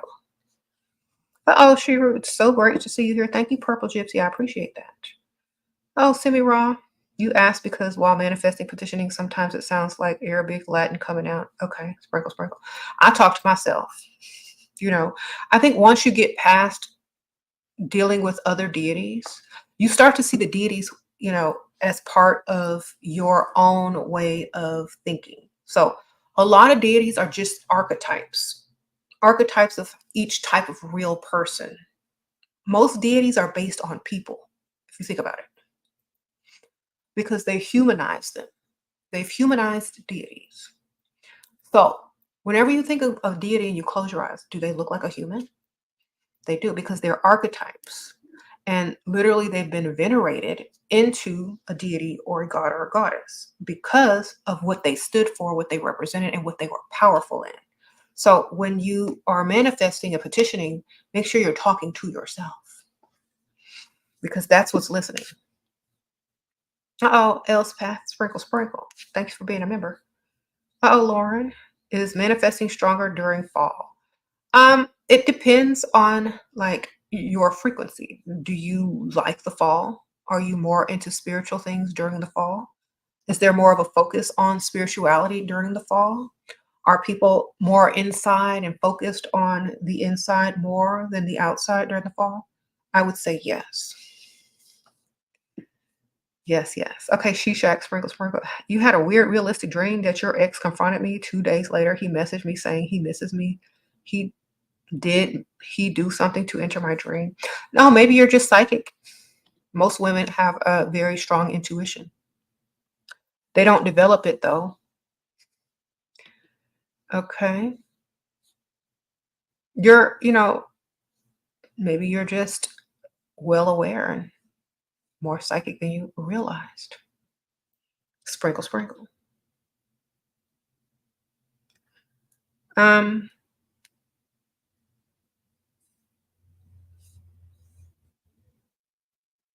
how do you develop it? The best way to develop any type of psychic energy is to really be in tune with yourself. Spend more time alone. No. Spend more time alone. Spend more time reading. Spend more time with your own opinions. Definitely. There are herbs you can use to enhance it, especially mugwort. If you drink mugwort tea or just burn it like an incense in your room, this definitely can help you. Peppermint, rosemary, and mugwort are good psychic enhancers. So if you are trying to enhance your psychic abilities, use those herbs and maybe an incense or a tea. Someone says wormwood too. Thank you, Lindsay, for being a new member. I appreciate that. But if you don't want to use any of those herbs or anything, just, write down the things that you dream about, interpret them, and, learn symbolism. That will definitely get your psychic senses working. Sprinkle, sprinkle. Uh-oh, purple gypsy, sprinkle, sprinkle. Okay, Shira, besides all the amazing info you share, what deity will be the best to attract a good, wealthy man in marriage? I never worked with deities for that. I mean, anything that represents beauty and wealth. You know what I'm saying? Anything that represents beauty and wealth. Someone actually sent me, this is Marry Me Mist. I don't even know what's in this, but I'm already married, so I don't need it. But Sia, Siah Elixirs. She has a store online. This is the name of it. Sia Elixirs, Saih. Perhaps you should visit her shop. It smells good. I'm already married. I don't need it. But I would definitely say anything that represents beauty and wealth. So you might need to do two. Anyone you choose, ma'am. Beauty and wealth.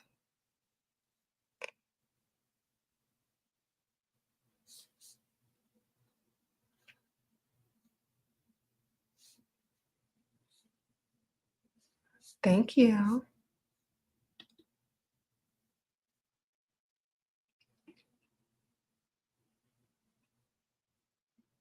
What are your thoughts on consuming poultry and some seafood? My vibe has been off.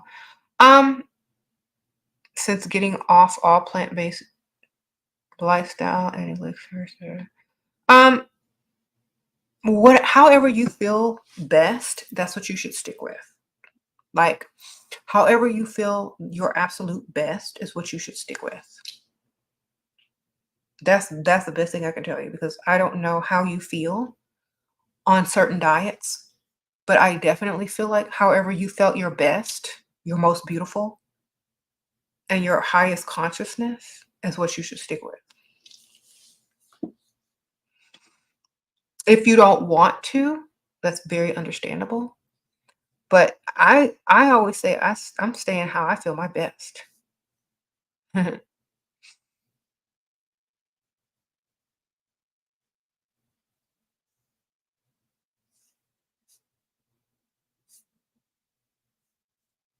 Mhm.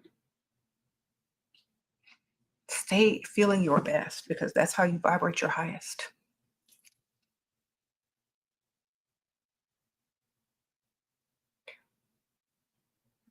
Snake symbolism? Well, snake is one of the oldest symbols. It could mean knowledge, power, um, wisdom, cleverness. Mhm. I don't do readings anymore. Too many people would want them and I wouldn't have the time. Why are people shocked that you're a witch when you've made spiritual content from the start? Because they're watching TikTok clips only and listening to negative naysayers that are judging people that claim to be witches. Like that's just so I don't even know what the word is anymore. It's so silly. Like it's not a secret. I think people saying that in hopes, I think people were saying that in hopes that people would stop listening to my advice. It just made people even more curious and more supportive. So, like I said, my transmutations, my spell work to make anything that comes against me make me prosper even more. It's in from every direction. Okay. Ever since that quote unquote rumor has started, my occult shop has been making more sales. My elixirs have been making way more sales. This channel has gotten way more subscribers. So I'm good with it. Okay. I made sure that everything that's supposed to be or meant to be negative towards me always turns into money and benefits me and the people that I love. Okay. Mhm. And I find that people that have more of an open mind, like women that have more of an open mind, men that have more of an open mind, they believe in way more than a limited viewpoint. I'm just going to say that. And when you have more than a limited viewpoint, you can do more. This is why a lot of the celebrities start practicing magic once they get in the industry because their limited viewpoint doesn't allow them to reach further. It doesn't allow them to do more frequency wise. It doesn't allow to believe in themselves on the highest level to manifest the highest level of whatever they're trying to accomplish. So that's why they turn into it. Also, sometimes people turn to it for also protection against people that wish negative upon them.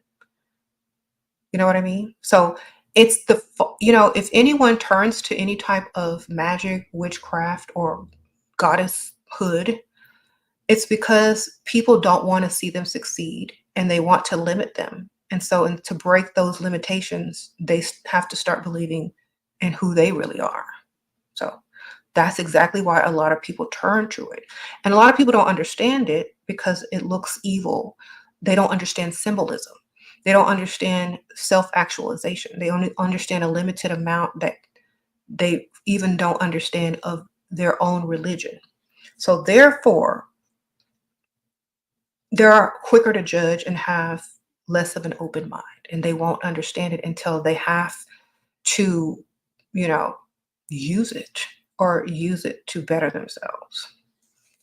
Oh, Ruth, sprinkle, sprinkle. You just purchased your book on Amazon and it's arriving Friday the 13th. It's going to be so powerful. Okay, thank you, girl. Yeah, that's a good delivery date. Sprinkle, sprinkle. I appreciate that. Yeah, y'all go get my book. It's on Amazon. It's also linked in the description bar. How to Manifest with Dark. How to Manifest with Magic and Dark Cosmic Energy by Ashera Goddess. Go get it.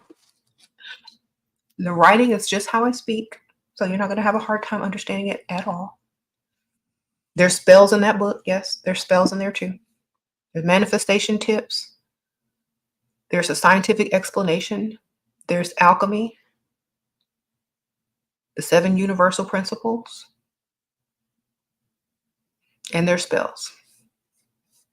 And a look at everything from the scientific perspective according to frequency and vibration and light. So I'm giving it to y'all all. Y'all get all the perspectives in there. For the scientific people, for the witchy people, for the spiritual people that like manifestation, mentalism, alchemy, it's all in there. I tell you how to get to the perspective to manifest in your life the most powerful way. And I also teach against, or I don't teach against, I teach about reaching too far for what you're not ready for as well. Because some people like, well, if you're so powerful, a witch and manifester, how come you don't have a giant mansion and a zillion dollars and a yacht? Who's to say that I won't have it? Who's to say it's not still in progress? Who's to say I'm ready for that right now? You know what I'm saying? It's just like when someone wins the lottery. They're not ready for that amount of money. They're going to spend it, mess up, unless they have a financial advisor.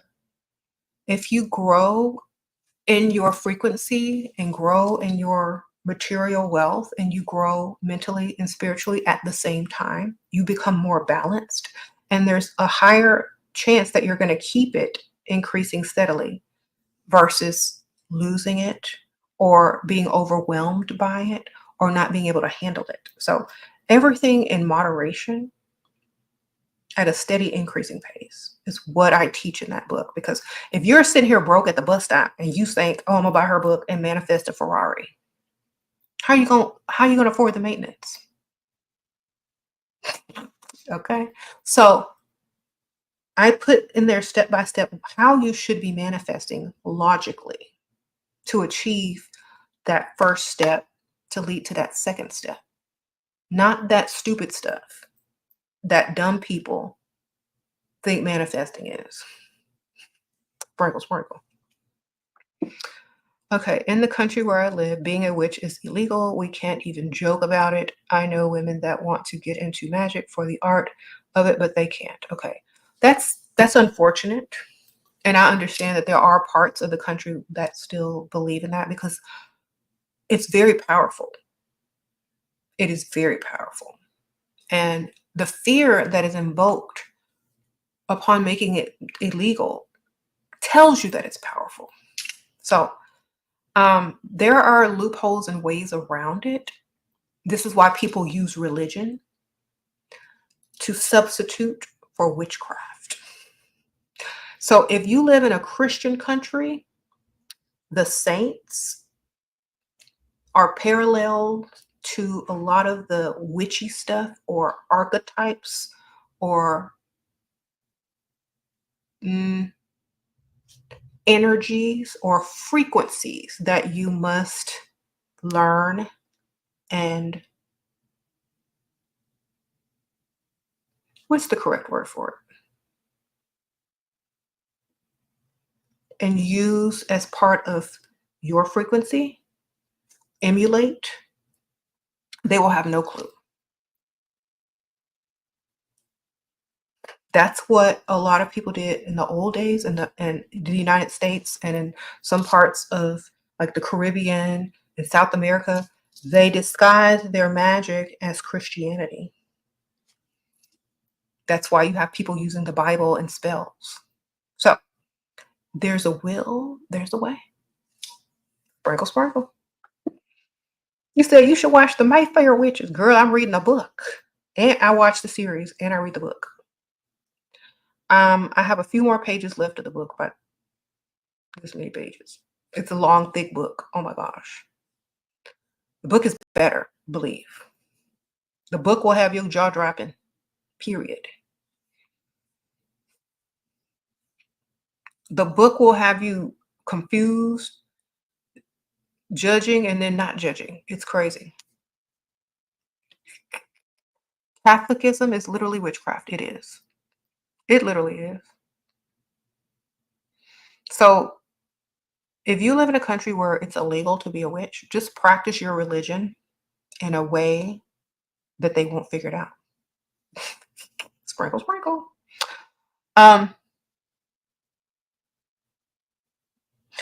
If you really want to know more about that, look into like, I don't know what type of Christianity or what religion that your country or culture is more drawn to.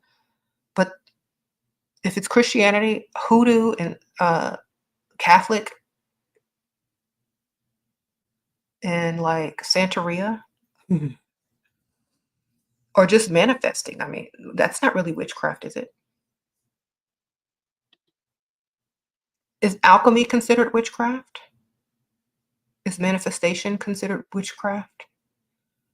I don't know. You'd have to figure that out because I don't know if it's considered witchcraft. Hmm. Is mentalism considered witchcraft? Are the seven principles, the seven universal principles considered witchcraft? I don't know. Like there are ways around it. You said y'all are Hindu? Oh, girl, y'all already have deities. Hindu is witchcraft. What you talking about?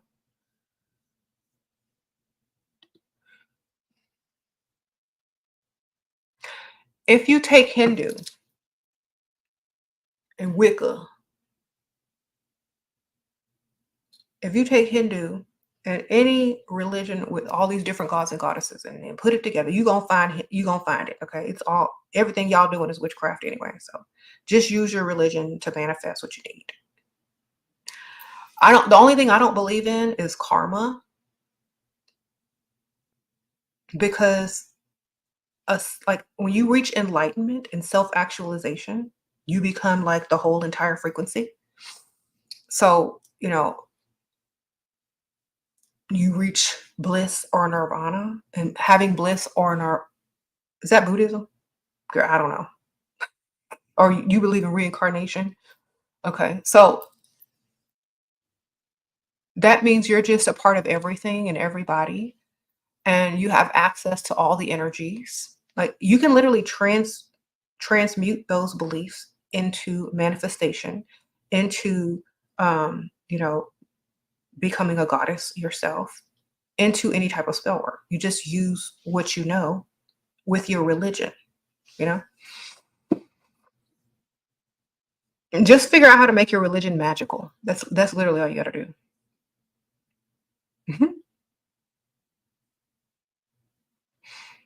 And remember take the chains off your religion. So if there's any control mechanism, take it off. That's the best thing I can tell you. If you practice religion, take off the part that limits you. So anything that makes you feel like you doing something, you're going to get something in return, or doing something, or you're going to get a punishment. Take that away. Take all of that away. And whatever you have left, if it's beneficial, then keep it. So take away the punishment and the guilt and the fear. And whatever you're left with, if it's usable, then use it.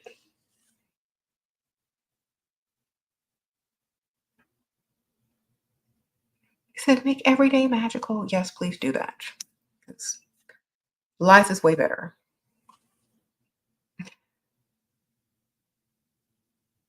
You said mystical side of every religion. Yes, every religion has a mystical side. You just got to find it and take off the limitations.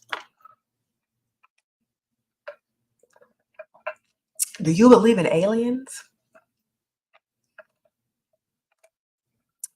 In a spiritual sense or in a physical sense? Because that is the question. And think about it.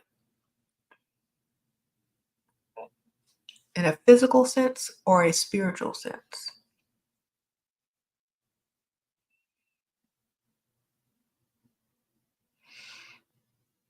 I used to break down the word alien. You know, when I was learning about symbolism, the power and magic of words and all this kind of stuff. And remember, it's what you believe and what you vibrate. Okay. So I'm going to show y'all something.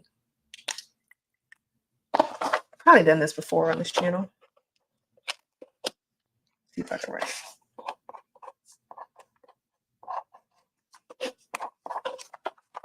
So in English, the word alien is spelled this way. Okay. Let's interpret this, shall we? Owl. If you look up what the word AL represents in language, it means God or goddess or something like that. Okay. It doesn't have to be the capital G. It could be the lowercase g. I. And it could be you, one pillar, this, or I. In. Inside.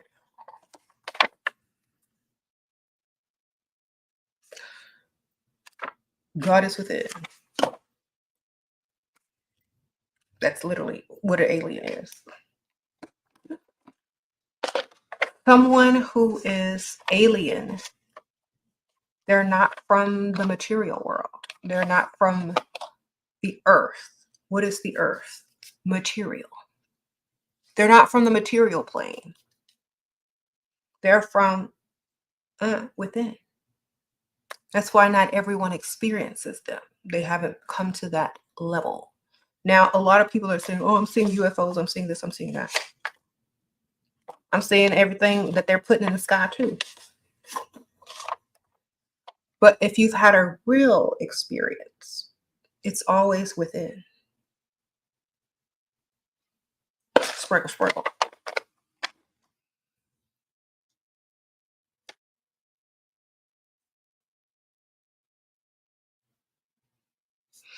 And the way that aliens are depicted to look, let me give you an exercise. Close your eyes. No, look at some light. Look at light. Like be in a well-lit room. Maybe even just look at some light. And then cover your eyes up. Like this.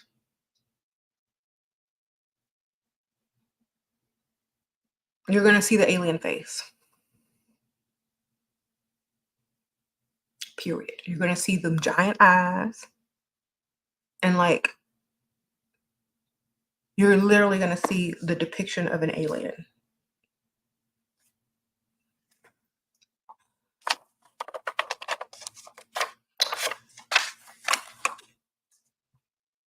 It also looks like a fetus when it's still in development.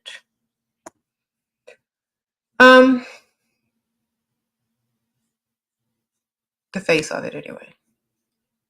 The you before it hits the material. The you between spiritual and physical world. All right. You got to get in the darkness. You might still be in the light. Okay, so I forgot to tell y'all, turn off all the lights. All right, there you go. Can't just put your hands over. You got to be in total darkness. Try it at night. Or go in your closet and close the door. All right. What's your daily affirmation? I'm the best. I look good. I look fly. I look good. On my mama, on my hood. Touch my swag. Wish you could.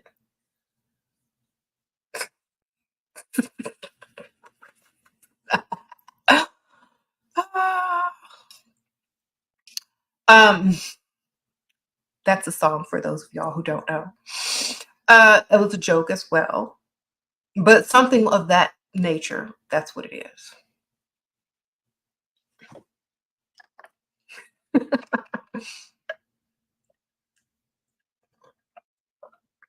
Yes, sprinkle, sprinkle. I say that the most.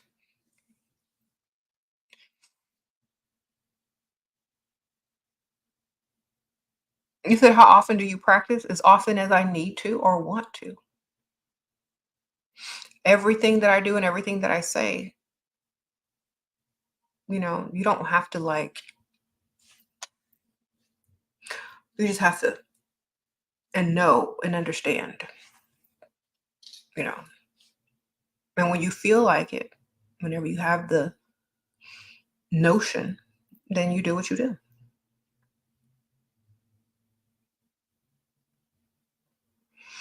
So the earrings are either from Temu or Shein. I don't know. I've had these for years.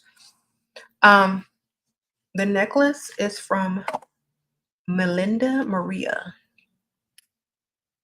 They make really pretty witchy jewelry. They even have tarot card necklaces, astrological signs, moon stars. They're a little bit on the pricey side, but if you want to get something very nice that's going to last and not like just junk jewelry, this is a really nice place. Melinda Maria. Sprinkle, sprinkle. But I'm sure they have like something similar that's less expensive somewhere else, but that's where this one's from.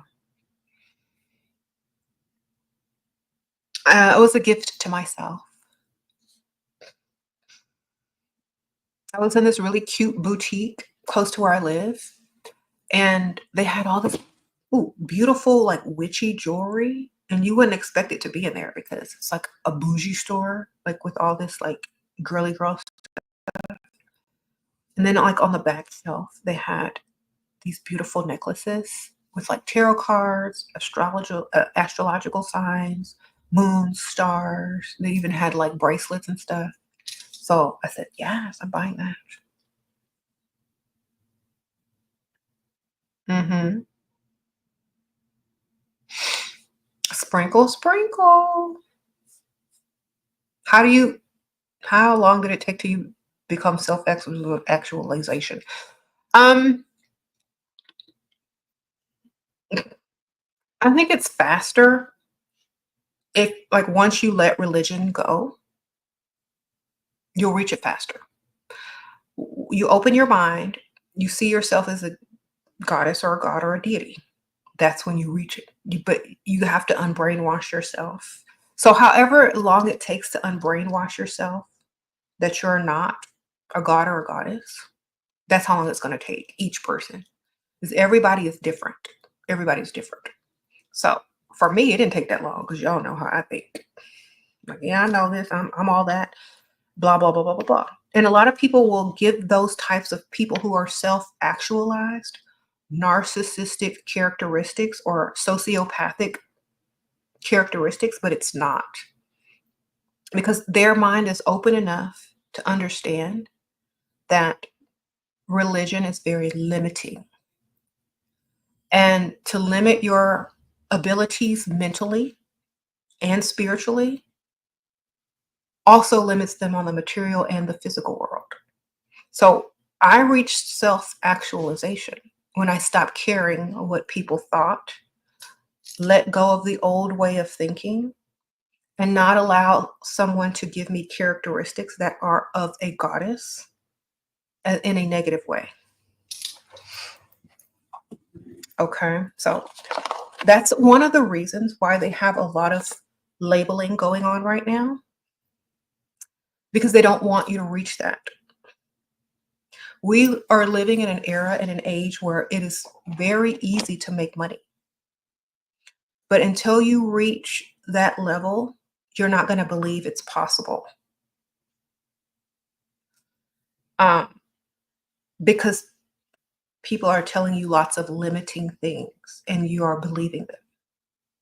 So until you're sick and tired of being sick and tired, and you understand your power as a person, this book will definitely help you get to that point way faster.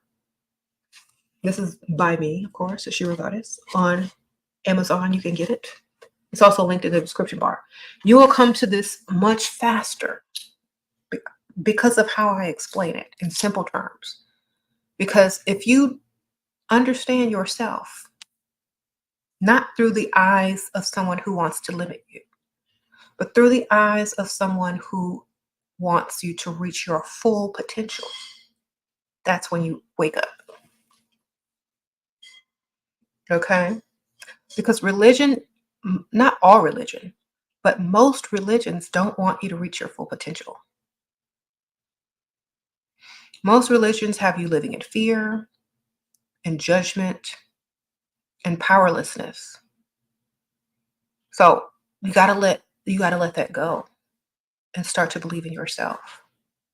Because remember, man created religion. Religion was not here before man was. So you gotta understand that.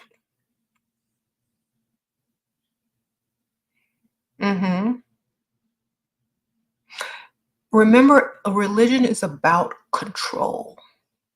Just understand that, first and foremost. Religion is about controlling a large group of people mentally. If you can't physically control a large group of people, you can't be there all the time to say, no, no, no. Just like training a dog. You train them to fear. You train them to judge others if they get out of line. And you train them to be limited so that they never reach the authority or power that those who are in control have over them. So if you are religious, you have less power. If you are religious, you are controlled. If you are religious, you judge other people who get out of line so they get back in line. If you're spiritual and free, your thoughts have less limits on them. Your actions are less controlled. Your mind is more open to new ideas. So that's why a lot of people who become super rich or super famous become self-actualized in the process because they don't see religion as beneficial anymore. It's only for those that need to be controlled, contained, and kept powerless. Even the mega pastors of these mega churches know this. But by keeping people in line, giving them hope, they're still profiting off of it. And spiritualists profit off of spiritualism. You can make money literally on anything. But if the masses tend to be more religious and you become a pastor, you can get a lot of money. Uh-oh, thank you. Erica, sprinkle, sprinkle. So there are more religious people in the world than there are spiritual people in the world. So therefore, people are going to go where the money is. But they're not literally practicing what they preach, though. They're doing everything they want to do because they have the power and the money and the ability to understand how the masses work.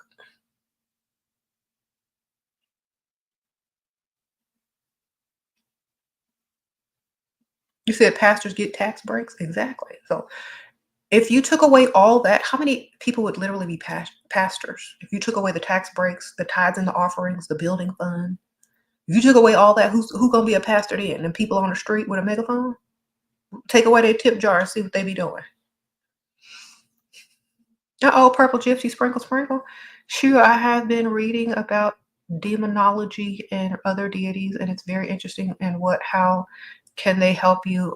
However, my question is, okay, finish your question, sprinkle sprinkle. Um, how do you think the whole universe started? Just like you started in the womb. Okay, if they are here to help you or use them as you wish, what is the representation of complete and total evil? Okay. All right. Thank you. So anything that's, well, it depends on what you define as a demon. Demon. You know, you have to also interpret that word. But if you're just going to interpret the Christian way, anything that is against you that doesn't allow you to reach your highest potential, you know, like there's a demon of lust, there's a demon of laziness, there's a demon of this, there's a demon of that, right? So anything that doesn't work in your favor. But then some people say, okay, well, demons can be used for this and this and that. Okay, they're da da da da. You know, and what are they? Are they fallen angels? How did they start off? You know, what's their origin story? You know how lately they've been making villain movies and giving you their origin story to show you that they weren't really villains at the beginning. So I'm thinking about all that. You know, I'm thinking deeper. So what's their origin story? Why do they do what they do? Why do they represent this? Is it a part of human nature? Is it a part of yourself? Is it just a subconscious level of thinking, but they gave it a personification? Like, what really is it? There are people that are suffering, quote unquote, from demons of lust, of greed, of all those things that are in their way. So, you know, depending on if they're helpful or not, like what are they demons of? Just like there's angels for certain things, are there these lower energies for certain things because you have to get things done on a lower level sometimes versus a higher level? So, for example, if you're a nice person and you're a people pleaser and you can't stand up for yourself and you let people walk all over you, are you going to look for peace and understanding and love? Or are you going to reach deep down inside and pull out what you need to pull out? Like, you know what I'm saying? Are you going to talk and be like, yes, you're right. Okay, I'm sorry. Or are you going to say, I don't think so? Here are the boundaries. The answer is no. I don't care what you think. Goodbye. I don't feel guilty about it. If you don't like it, kiss my blank, right? That's what you need sometimes to pull out. And sometimes people allow people to take advantage of them, right? And they might need the energy of greed. No, I'm taking all my stuff back plus yours and then some because of A, B, C, and D. Okay, normally they were a pushover or a doormat. Some people need that energy. That's why they look for it. That's why they seek it. That's why they seek power because they are powerless. But if you believe you are a deity, a god or a goddess, you don't have to seek lower or higher because you're all of it. How did you all start and what happened after death? How did it all start? What happened after death? Okay. It started in the womb. And after death, it's whatever you are imagining happen, your consciousness, whatever it's imagining. Your frequency, your plasma, your energy goes back out through your breath, through the breakdown and the decomposition of your body. Chemicals and things are released into the air. Some people just do a cremation and release it all at once. You go back up, and you're now what? Plasma, fourth state of matter. Then you're recycled if you believe in reincarnation. If you don't, you stay where you want. It's like you literally have free will still. You literally have free will still. Sometimes you have to learn. If you didn't learn enough, if you didn't learn enough in life, you're still on a learning journey after. You're still a consciousness. Sometimes you're part of another consciousness. Sometimes you're this consciousness. Sometimes you're that consciousness. But if you are self-actualized on earth and deem yourself venerated as a deity, like they do in religion, your story, your archetype, your character, your avatar goes on, and your energy reanimates a very similar avatar. If you really want to think about it and break it down like that. So, for example, if you died and you were an icon and you wanted to come back on Earth, would you find a similar person? Because your icon, your image, your story is continuous. Your frequency is continuous. You recognize whatever it is. Would you come back into somebody similar or somebody of the opposite? It depends on if you enjoy that life or not. So I feel whatever you want to vibrate as, if you come back through the womb, then that's what you do. You ever seen those people that have come back with knowledge from their past lives? Or that are really super geniuses and super smart because they probably, were geniuses in their former life. What do you think of this? Asked the guy you've been talking to for, okay, wrong channel, baby. Sprinkle, sprinkle. I'm just going to get all the money from all the people. If they're not spending, I'm not staying. Sprinkle, sprinkle. Waste of time and energy. Okay, Purple Gypsy, sprinkle, sprinkle. Impressive, Shira. Thank you. You just read me like if you are a folder in your mind. Okay, yeah. Thank you, sprinkle, sprinkle. I'll keep them around and keep my money coming from different directions at the same time. Okay. Always go for the money. And other money.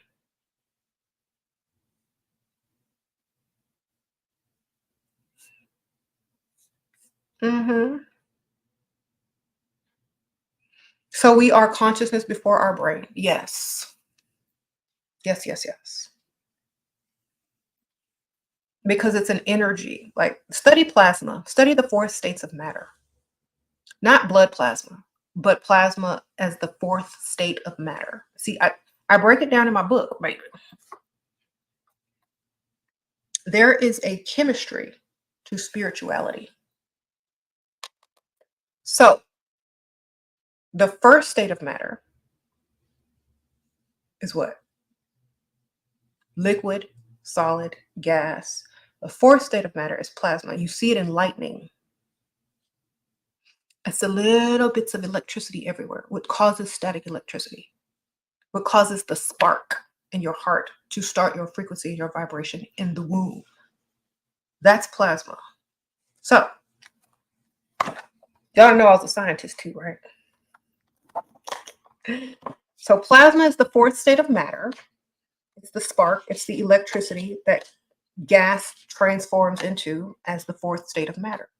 It is what people call the energy, the spirits that lives in the clouds.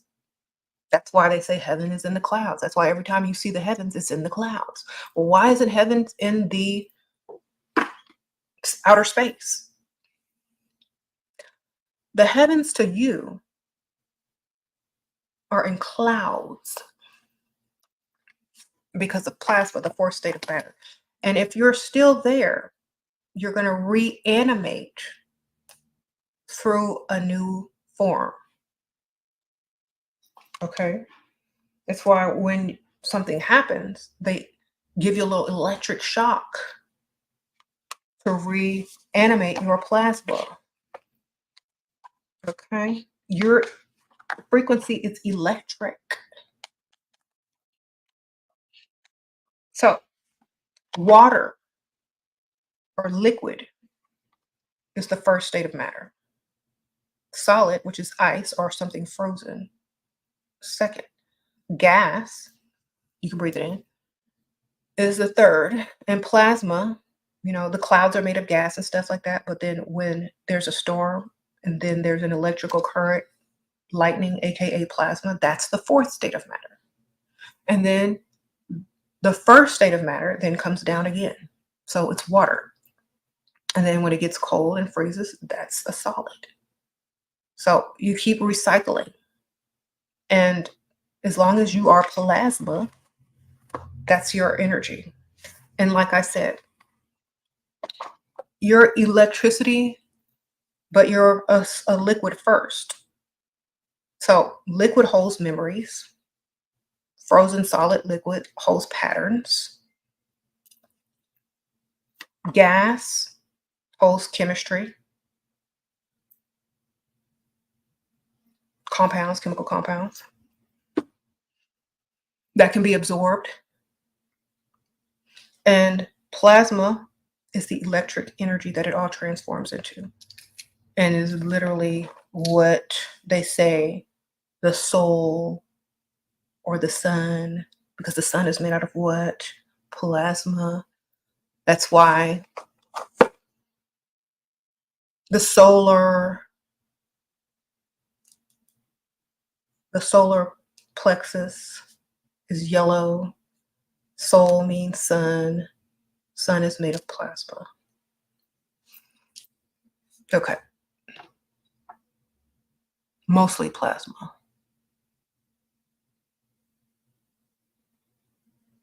Sprinkle, sprinkle.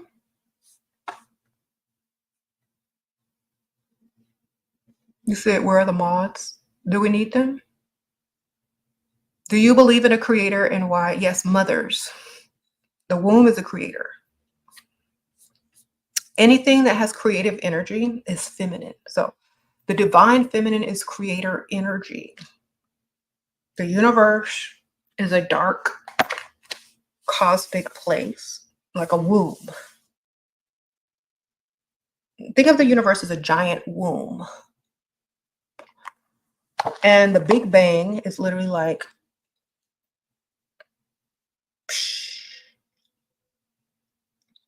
the womb being fertilized. And what grows from it is life. So the masculine, the feminine, the womb is where it's created.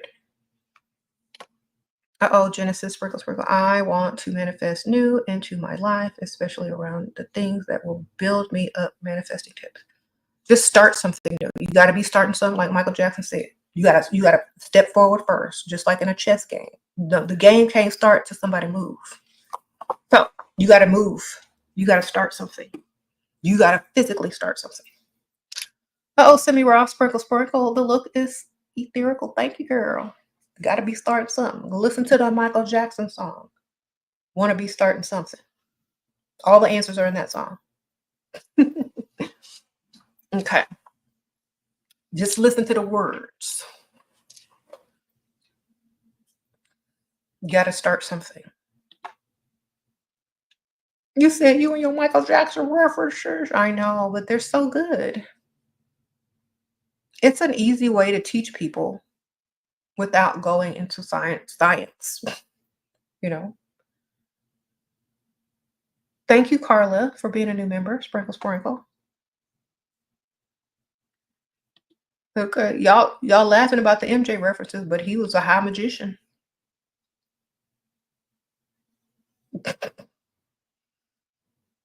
Sprinkle, sprinkle.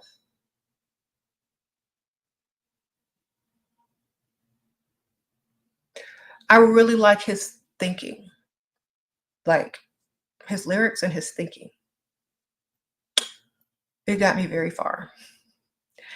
Can I manifest becoming skinny with only thought? Yes, because if you think about being skinny, you're going to start to lead to actions of eating less.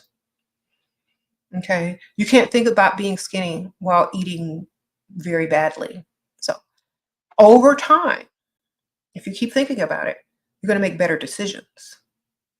You know, over time, if you keep thinking about something, it's going to play mentally on your subconscious mind, and you're going to start taking actions towards it. So, you know, you can, but it's going to take action as well.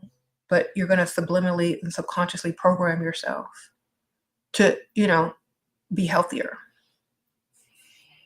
Oh, Elspeth's dream.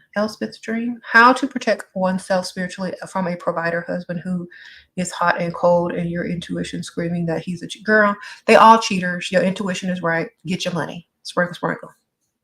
The best way to protect yourself is to get money. Get his money and put it in a bank account and save it.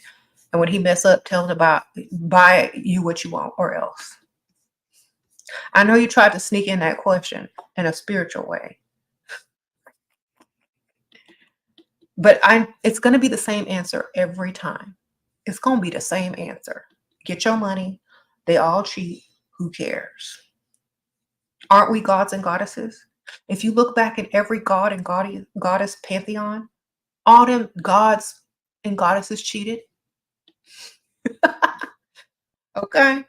They all had different wives and whatever. Okay. Just think of yourself as a god and a goddess. Sprinkle, sprinkle. Get your money, man. Get your power. Get the lifestyle. Get what you want. You can't control another being. You just can't do it unless you use religion and they are brainwashed enough to feel fear and guilt. You can't do it.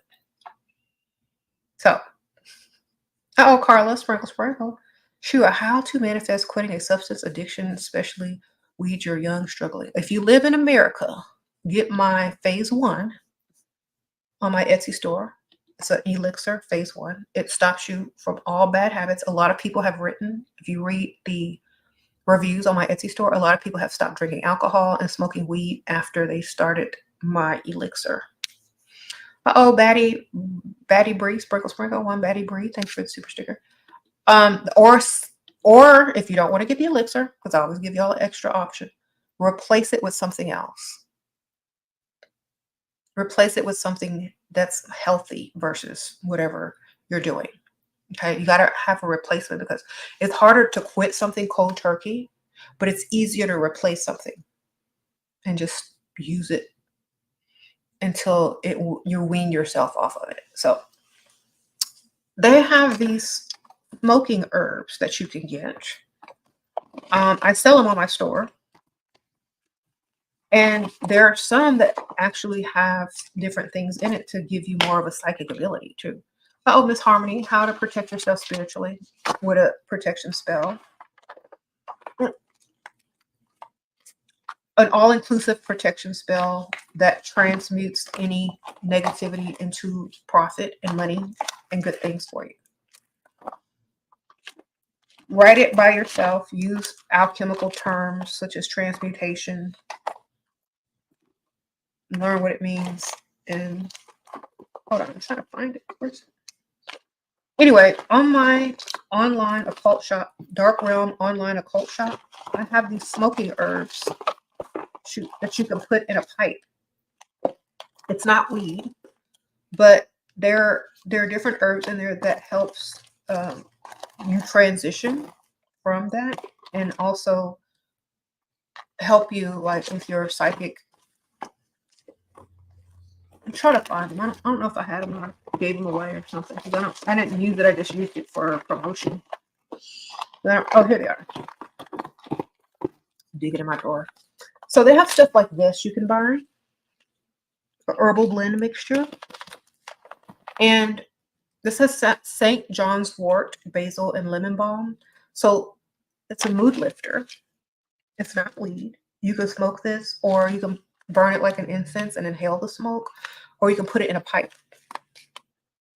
And so if you just can't stop, you need something to wean yourself off of it, you can use an incense instead of putting it up to your mouth. Light this as an incense and just burn it and let it like meander around your nose. And it's a mood lifter, so you're not going to crash and be like, oh, I feel so low, because we all know, So something like this, I do have this on my online spiritual occult shop. It's called Smoking Herbs. Okay. You can even burn this in your house just to lift your mood. You don't have to smoke. So you can probably find these elsewhere too. They're called Dax's Herbal Blend Mixtures. That's how you can wean yourself off. Replace it with something else. And instead of doing this, maybe get something with a straw. Burn this as an incense. If you smoke weed, I don't know, y'all be smoking pipes or what, I don't know. Get you a pipe and suck on it with nothing in it while you burn this as an incense. I have no idea. I don't smoke weed, so I'm just trying to help y'all the best I can. Sprinkle, sprinkle. How to get more abundance at work, you bartend. Cleavage, ma'am. Sprinkle, sprinkle. Cleavage and a smile. Compliment them.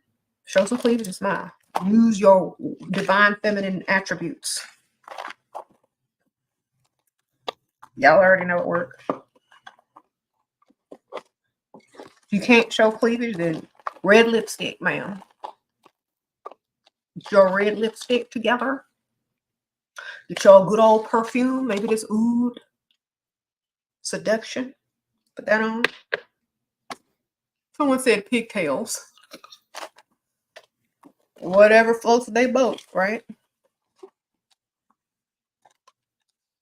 Depends on your customers. Are they older? Are they younger? What do they like? And I gotta put all this junk back in my desk. Maybe I should clean it out.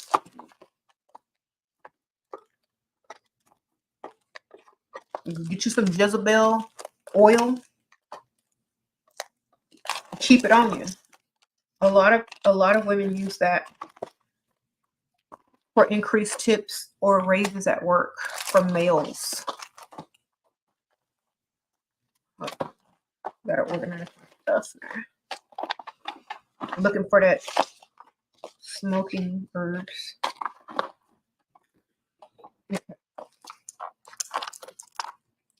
You said women are only good for one night and then on to the next, just like your mother. Is that what you wrote in your Mother's Day card? She was only good for one night and on to the next? Or is that what you learned from your dad? You know, you got to be careful who you're learning from, sir. You got to be real careful who's teaching you. Because you might be saying stuff that don't make no sense. Okay. Older, popular ATL vibes. Okay. Get you some of this Oud or a very nice perfume. If you want the Oud, they're the first link in my description bar. And get you some red lips, red lipstick, and a killer perfume. And if you can show cleavage, show that cleavage. He said, someone block the Dusty, please. Oh, he blocked himself already. We don't have to block him. He already blocked in life. Sprinkle, sprinkle. We don't need to block him twice. Let him get his frustrations out here, because we all know he can't get them out nowhere else.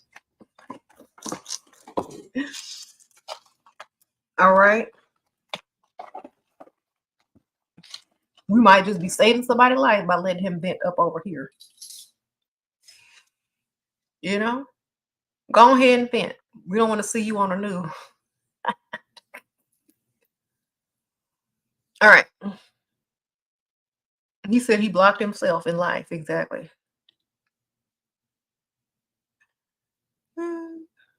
This, okay, ladies and gentlemen, this is an example of a dust demon.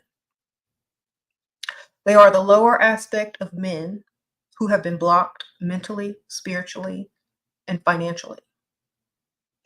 What we need here is a dusty exorcism. Okay? You need holy water. You said he in prison. So,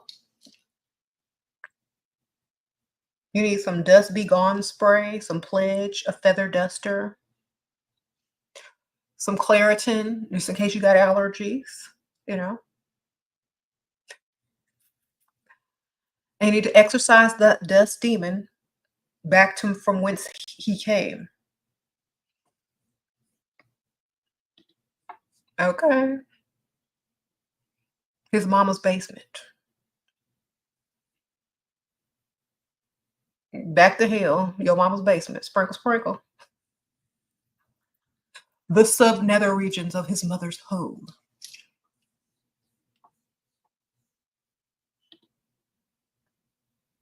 Anyway,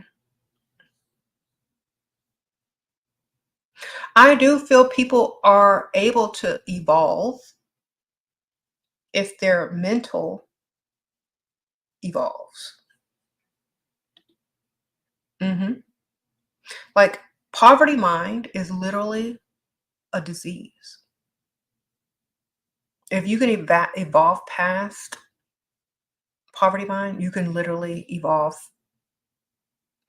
way into something else. Do I believe in karma? The answer is no. I'm not whatever religion karma comes from. I am not any religion that has a limited belief. Okay, so no tit for tat, no good for bad, no good for good, no bad for bad. Like, goddesses and gods don't think like that. Only people that want to control other people's implement those belief systems upon them. So I don't do that. Okay. Think about this. It's like a Dusty saying, if you don't take my dust, you're going to end up alone. That is exactly, or if you take care of your man, he gonna hold you down in the end, but then he ends up leaving anyway. Or that's what karma represents. If karma were real, there would be no men left on earth. So, is it real? It's up to you.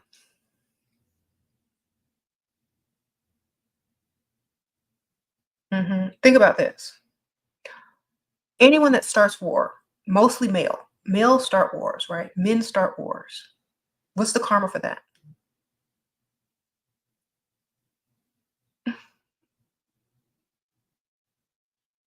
You get what I'm saying?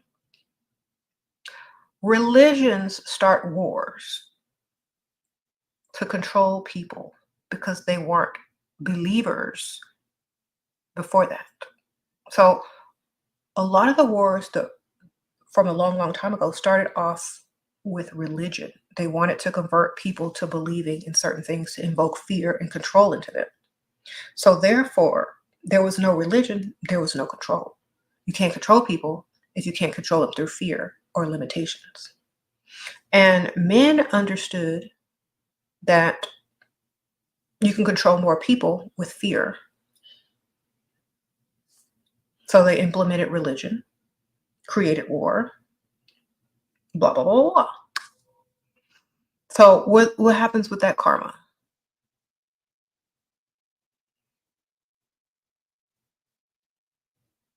Witchcraft is not a religion, it is a craft. Wicca is a religion that practices witchcraft. Okay? So just like if you don't have a religion, but you pray or you manifest, you don't have a religion, but you believe in whatever you believe in. But let's say you have a religion. Let's say you're Catholic or you're Christian or you're Muslim and you pray. Now you're praying, which is equivalent to like practicing, and you have a religion. So Wicca is a religion. Witchcraft is not. Just like you have hoodoo, they practice witchcraft. Voodoo is a religion that practices voodoo. Some people call it witchcraft. Santeria is a religion that practices witchcraft. And then people that just practice witchcraft with no religion, they just practice witchcraft. So it just all depends. Like if you're a surgeon and you work for a hospital, you practice surgery for such and such hospital. If you're a general practitioner or you have your own practice, medical practice, you practice your medicine under your own name. and you're not part of a religion or a hospital. See, it's the same thing, except you're not part of something that believes a collective thing. Yeah.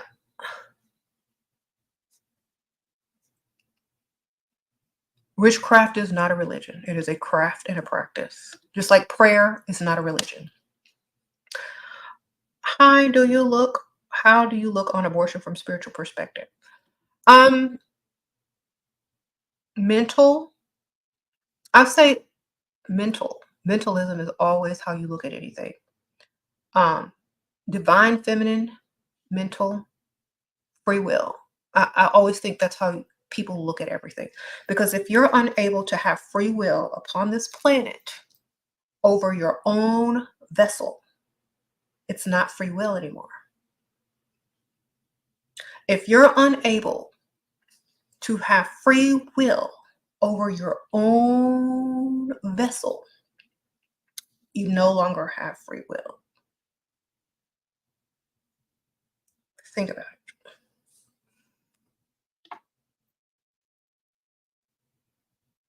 So, if you're a man and you did not have free will over your own vessel, so let's just put it like this. If every time you did the do, it resulted in pregnancy. If every single time you did what you did, it resulted in pregnancy, and you could not use birth control, because in some places you can't use birth control. You could not use protection or birth control.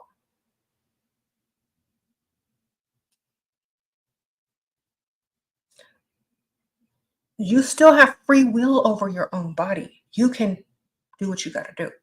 But if there's a man on top of you as a woman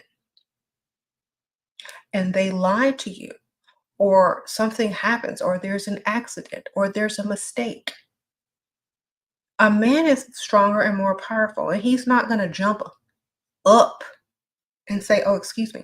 There are Plan B pills that you can take, but sometimes you can't get a hold of those, or some people are ignorant and don't even know about them. I feel like if you need to have control over your own vessel as a human being in order to implement the free will. So that's all I think. Free will over your own vessel. Sprinkle, sprinkle, because y'all know if men got pregnant, abortion would be 110% legal. If you flip the script, abortion would be 100,000,000% legal. And there'd be an abortion shop on every corner if men were the ones to have babies. So when you ask me what I think about it, I look at it from a different perspective. I feel that if men had to have the children, it would be totally 100,000,000% legal. But when you have someone that wants to control so much because they have little creation power, we understand. But there's always a way to do what you got to do. Sprinkle, sprinkle. It's hard facts, but it's the truth.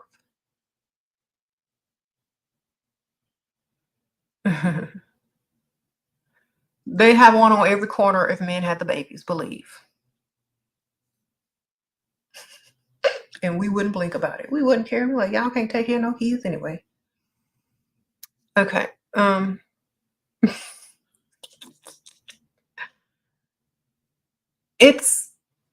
Think about who created religion. Think about who created control over the masses. Think about who wants to control a woman's body. It's always going to be the masculine, because we are the creators. And since women are the creators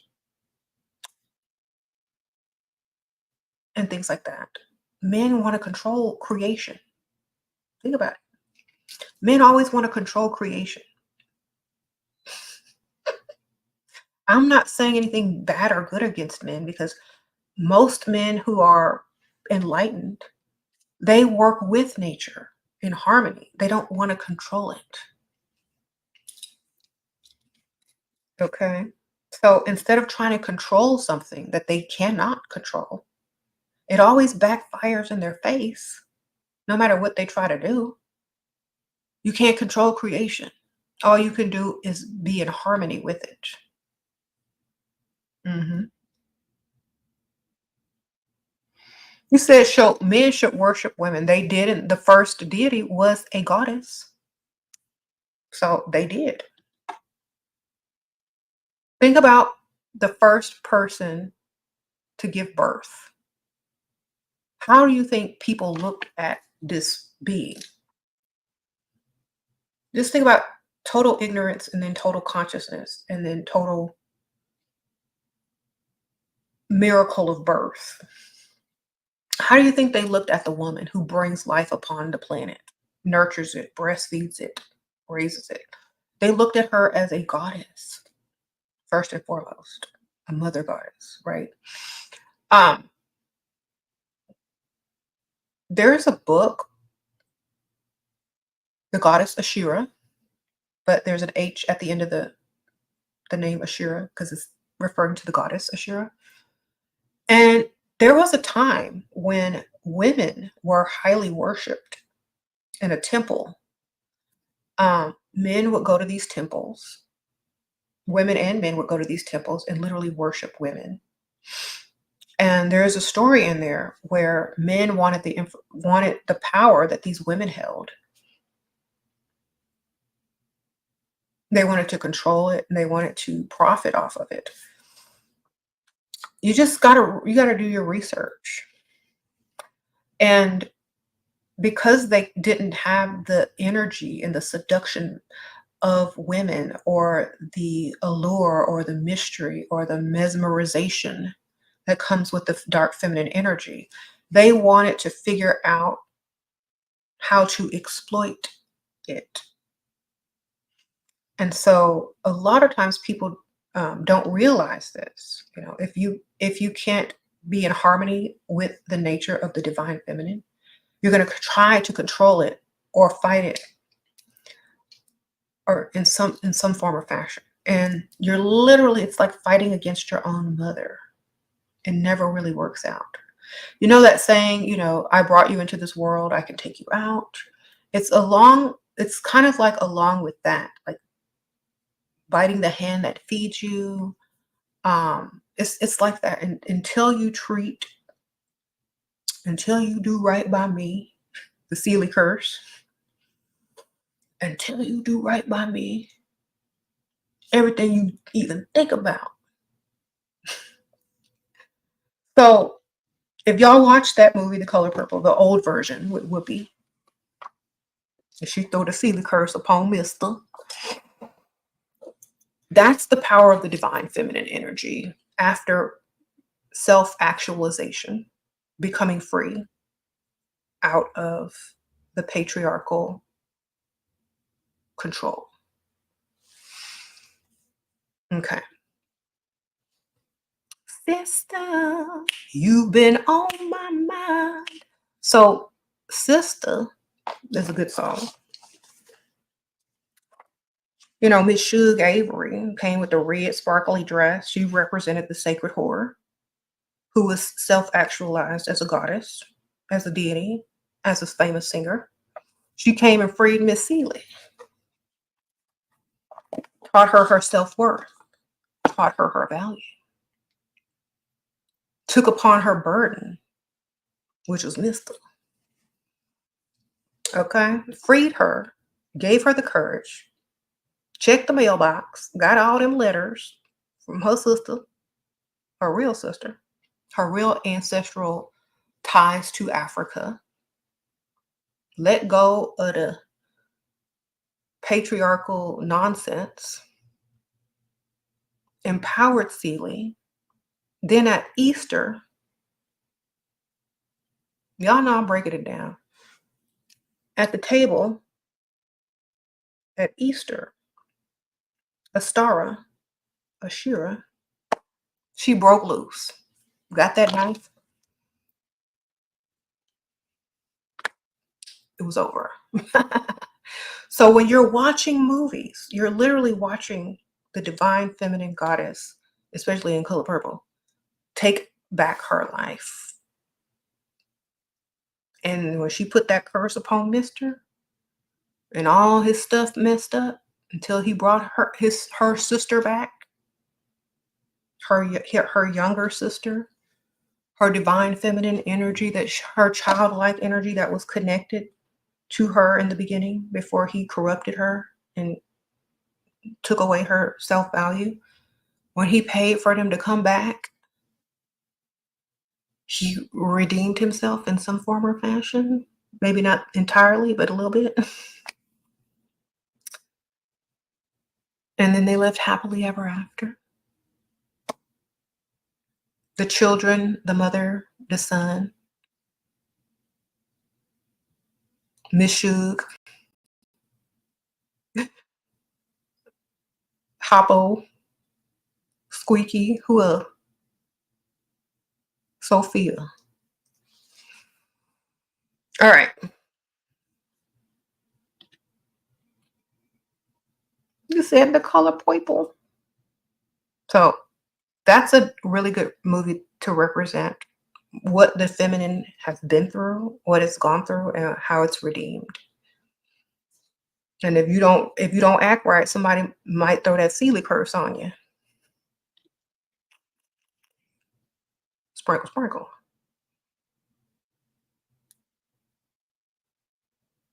Mm-hmm. Yeah, everybody went with her, exactly. Because she's the one that held everything in place. That's why he needed her in the first place, because his first wife was gone. He couldn't take care of his household. So he had to go get some child bride. Someone that was ignorant and didn't know who they were as a woman, didn't have any power, was very helpless. So therefore, if you go rewatch that movie and think about what I say, you'll see a lot of it making sense.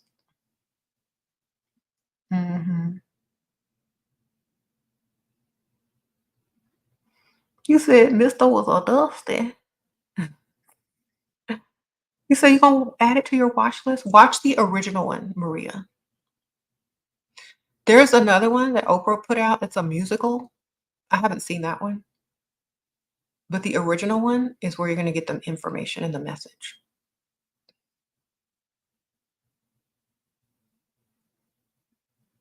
Hmm. You wanted to watch. You say you talking about watching it the other day. It's a sign. Yeah. Where are the turtles? In the ocean. Sprinkle, sprinkle. In the creeks, in the rivers. That's your name. Screen name is funny. Um, the remake ain't good. I don't know. I hadn't seen it, but the original one is really good. I saw the new Beetlejuice. It was okay. A lot of people said it wasn't good, but I thought it was okay. Hmm.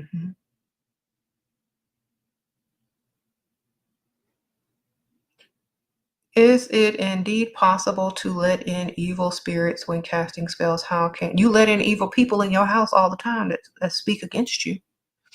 So, whenever people start talking about evil spirits and stuff, I'm more concerned about the people that are surrounding you.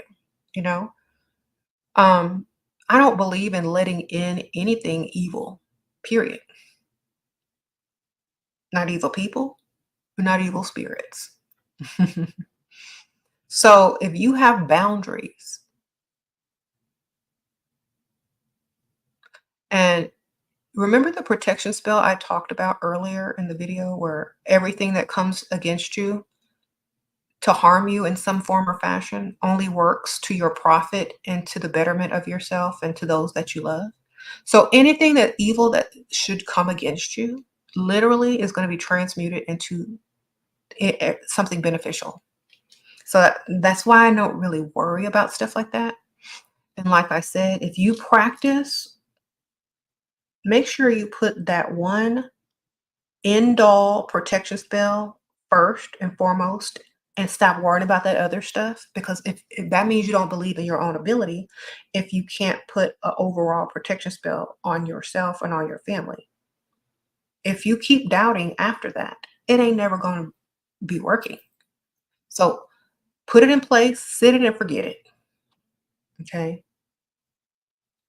The thoughts don't even enter your mind after you set it and forget it, because you already know what's at play. Everything is transmuting into your favor. So whatever it is, it's going to be transformed into something that's beneficial to you. It's like an air purifier. Okay. Can you do more videos on pregnancy and spirituality? Sprinkle, thank you, girl. I'm not pregnant, so I don't know. And when I was pregnant, you know what I'm saying? I was just literally reading about the law of attraction. So I never had a pregnancy that allowed me to, focus on that. I just did a lot of reading during my pregnancy about manifesting. You know what I'm saying? So you have a lot of time to rest, hopefully, a lot of time to read, a lot of time to manifest. And if you use that time, everything you're doing is way, way more powerful. So that's why it's good to be able to use that time to read, learn, and manifest. And when you're pregnant, the emotions that you're feeling, you transfer them to your child. So be in a peaceful environment, or make your environment very peaceful. Okay.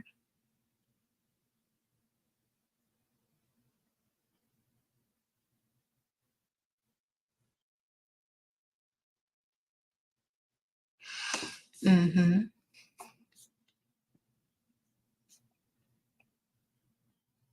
You say you don't know where to meet people who aren't evil. That's because no one is good or evil. They people who are considered evil are just acting evil. People make evil decisions, and sometimes they make good decisions. So if someone is acting evil, you don't deal with them at that time.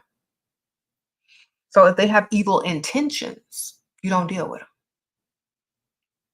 So I can meet someone, they could be nice to me, be perfectly, helpful, and then they can go somewhere else and be perfectly evil to a whole nother being, on a whole nother person. So it depends on how they treat you, whether so people aren't evil, they just have evil intentions or actions. So make sure you're dealing with the people that have good intentions.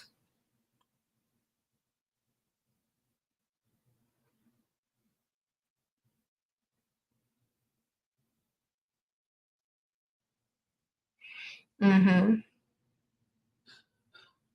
How can you tell difference between intuition and anxiety? Um, Intuition won't be anxiety. Anxiety is literally anxiousness about the unknown. Intuition is the known, like you know something. Anxiety is the anxiousness of the unknown. So whenever people have anxiety, I always tell them to plan things, write things down to for what they want to happen or what they're planning to do. A lot of time it takes away a lot of the anxiety. So for example, you have anxiety about whatever, just write down what you want. Like, you know what?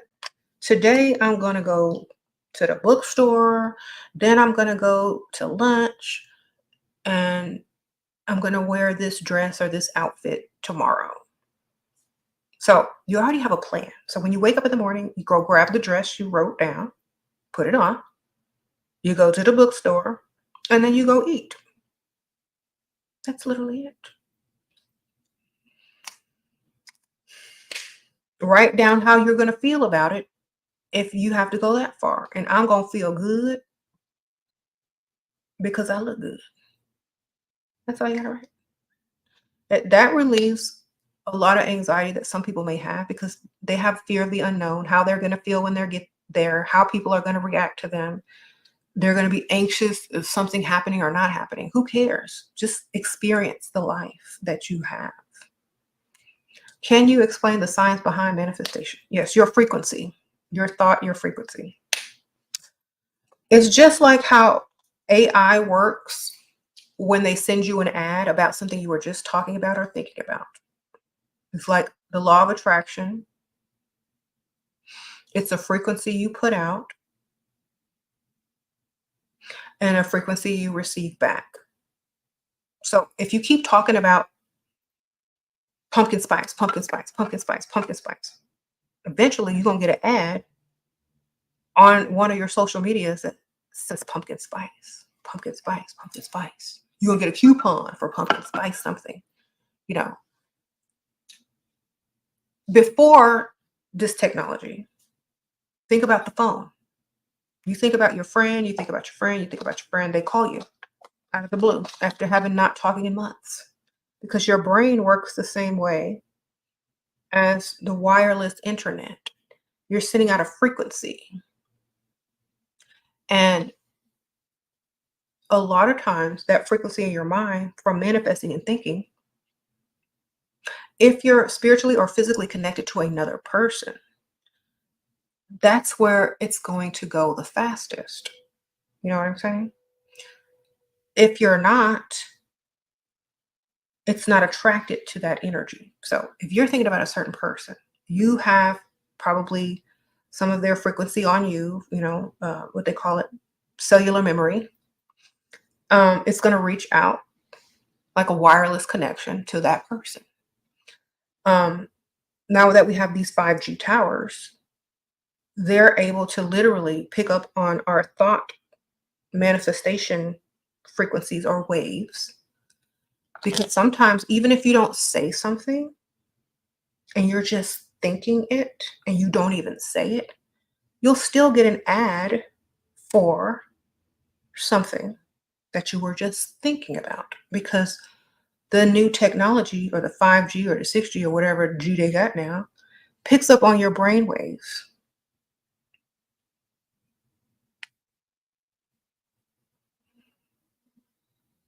And translates it into whatever it is you were thinking about. And then they send you an ad. So if you think your phone is reading your mind, it's scientifically true, because they do have a machine that interprets your brain waves.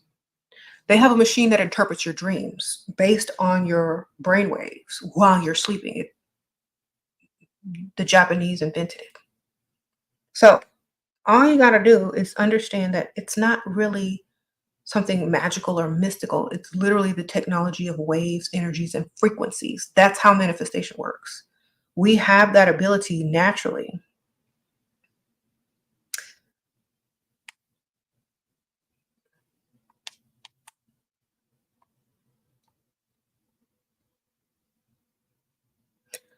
But now it's just been enhanced with the 5G towers.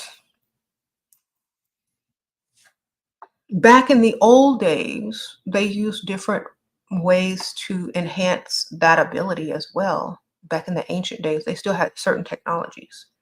It's not like it is today, but they still had crystals, gold, copper, and those are also amplifiers of wave signals and frequencies. That's why when you look back in ancient Kemet, they used a lot of gold, crystal stones, granite, because it helped the frequencies travel faster, blah, blah, blah, blah, blah.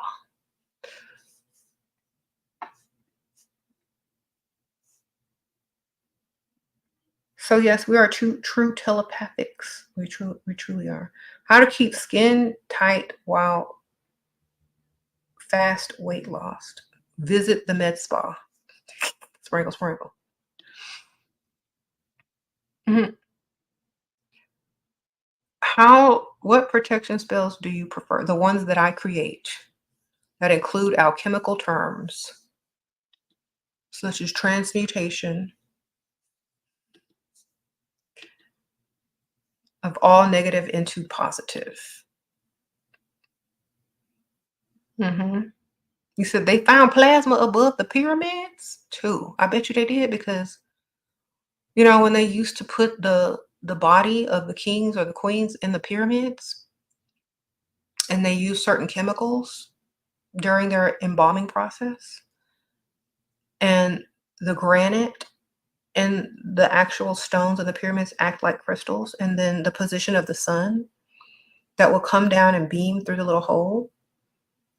They would literally soak their organs in this solution that will release a lot of the plasma in the organs, a lot of the gas, and then they would leave them in there for a certain amount of days, and the sun would literally come down, and the plasma from the body or the soul would be taken up back into the atmosphere.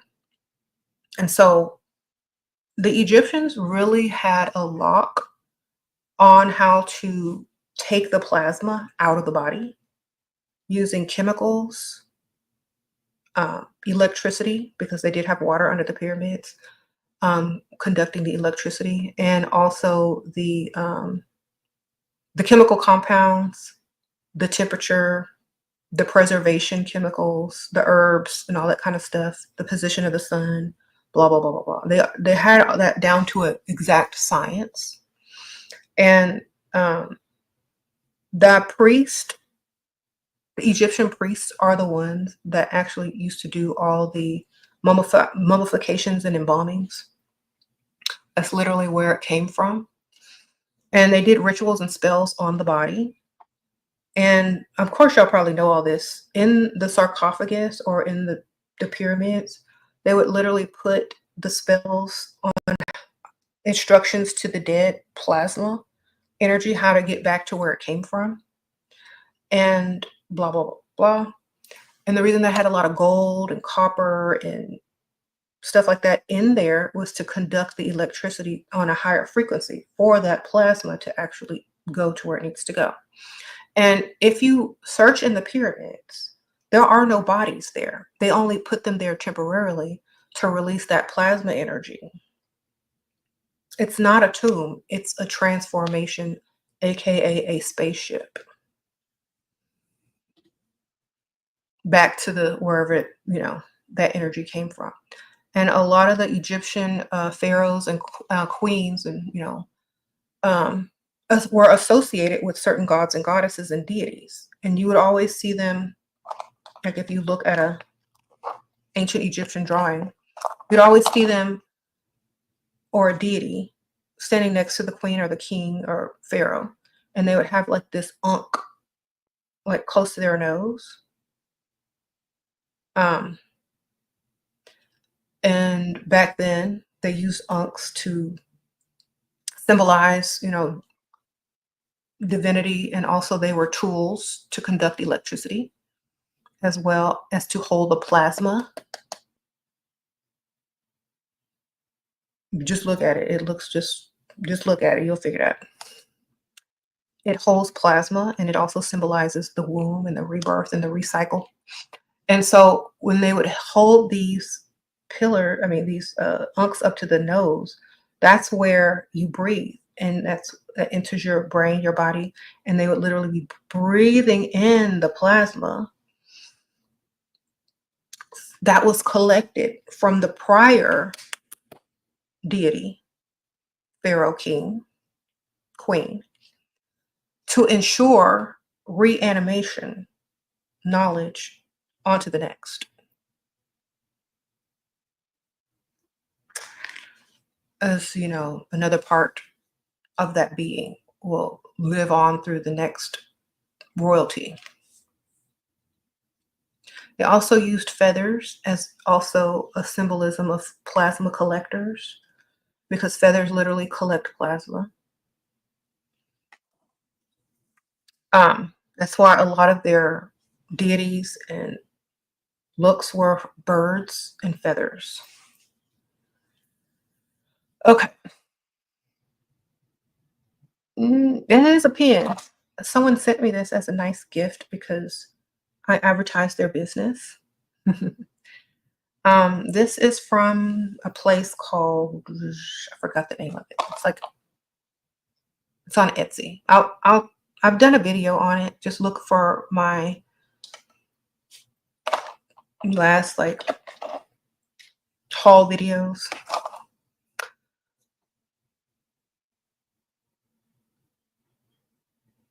I love how you explained this. I've been curious about this topic. Yes, well, thank you. It's like it was really like my passion.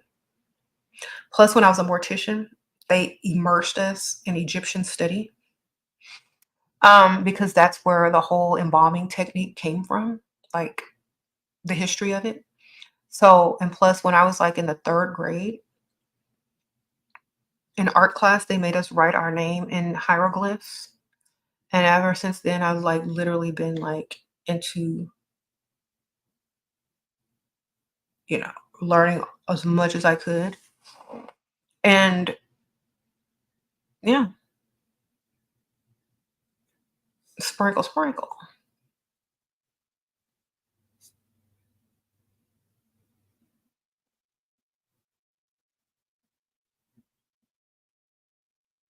Why were cats so important back in the day? Oh, that's a good question. Cats, they have fur. And also, they are interdimensional creatures. So, interdimensional creatures that have fur also are able to see and guide and protect energies from in between. You know what I'm saying? Think about the cat on Coraline. Now, I talked about this in my last video. The cat on Coraline was able to go to both worlds. It wasn't a different cat. Only Coraline and the cat were the same on each side. So the buttons over the eyes symbolize death in Coraline. So the cat didn't have buttons over its eyes. Coraline didn't have buttons over her eyes. The cat was literally the representation of an interdimensional being. And some people are too. The pink palace apartments, the little secret door,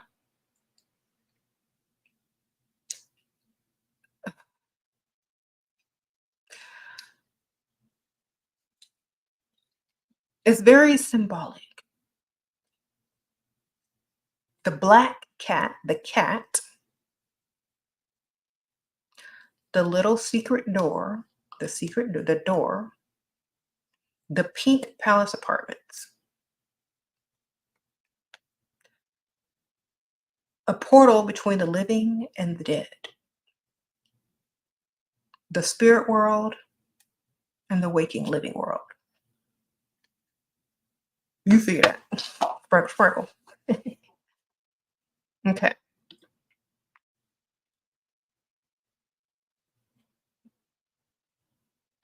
Mm-hmm. If you don't have every ingredient for yourself, or spell, find a substitution or work around it. Or find something else that represents what that ingredient means. Because y'all are doing stuff like a cookbook when it's the intention and the meaning of the ingredient. So if you're missing some, for example, if you're missing jasmine for your spell, look up what jasmine represents, what it means magically, and find a substitution.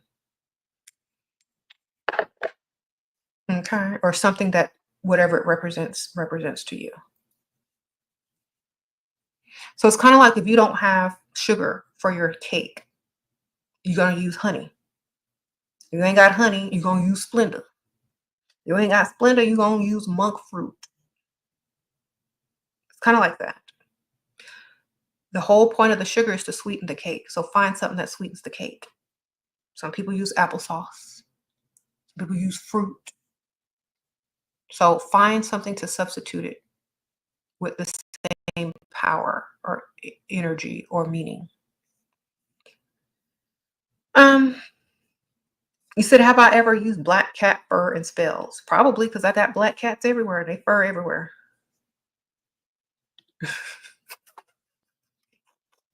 Maybe accidentally. I don't know. Um, mhm.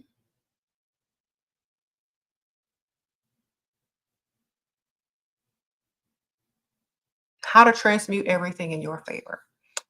Know that it already has been.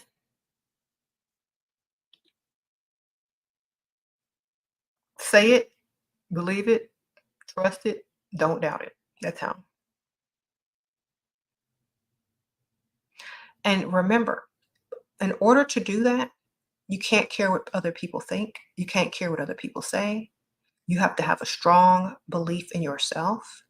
And it's very much helpful if you are self actualized and see yourself as goddess or god figure. Okay. Definitely teach about it in my book. How to get to that point. How to Manifest with Magic and Dark Cosmic Energy by Ashera Goddess. Available on Amazon. Link is in the description. Sprinkle, sprinkle. Or just go look it up on Amazon. Either way, you're going to get some good information. What are your thoughts about shifting realities? Every time you make a decision, your reality shifts. Think about it. The reality will shift if I choose to put my mouth on the straw.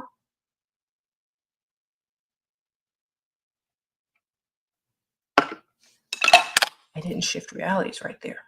See how it works?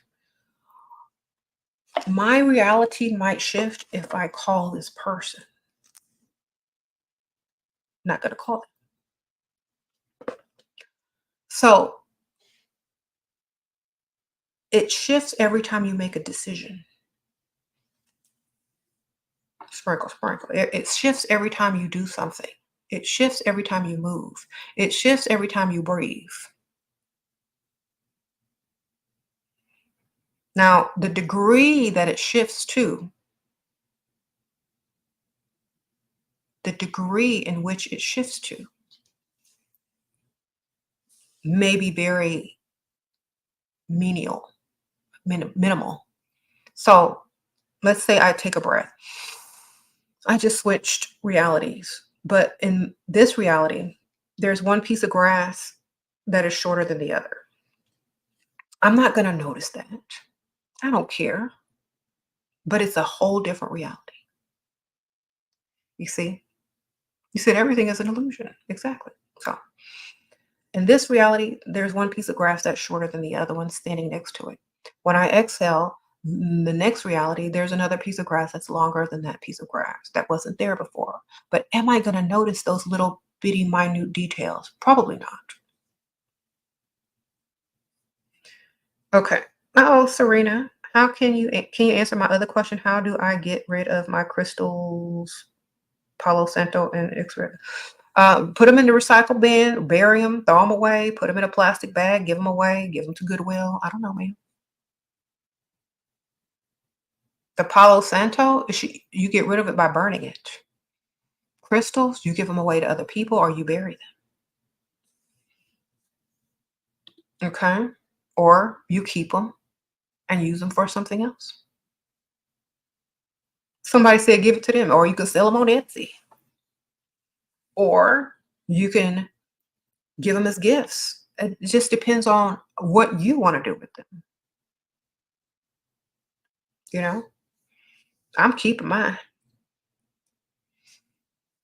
Sprinkle, sprinkle.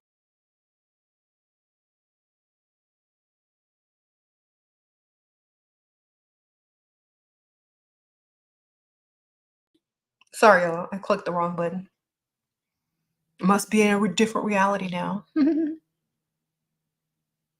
What do you think about marriage vows and their impact? Marriage vows are a binding spell. So if you took marriage vows, you literally binded yourself to another person spiritually. If you did the whole candle ritual where you lit the unity candle, that's part of the binding spell too. So when you put the ring on each other's hand, that's also part of the binding, which is like a ring. You're binding each other in marriage. So your literal marriage is a binding spell. Most people don't realize that. And the only way you can get out of it is like legally through a contract. If you do a binding spell on top of that marriage, it's even stronger. That's why a lot of people that are single who are just with their boyfriend, you got to be careful, because if you do a binding spell on a boyfriend, they might stay boyfriend. It's best to do it after you're married, because you want to bind them to that marriage. You want to bind them to that commitment. You want to bind them to that frequency of marriage and energy of unity and oneness. Okay. You should use a binding spell definitely after marriage. Or you can bind yourself to other things like money, constant increase of money. You don't have to bind yourself to a person. You can bind yourself to anything: success, money, happiness, whatever, all of the above.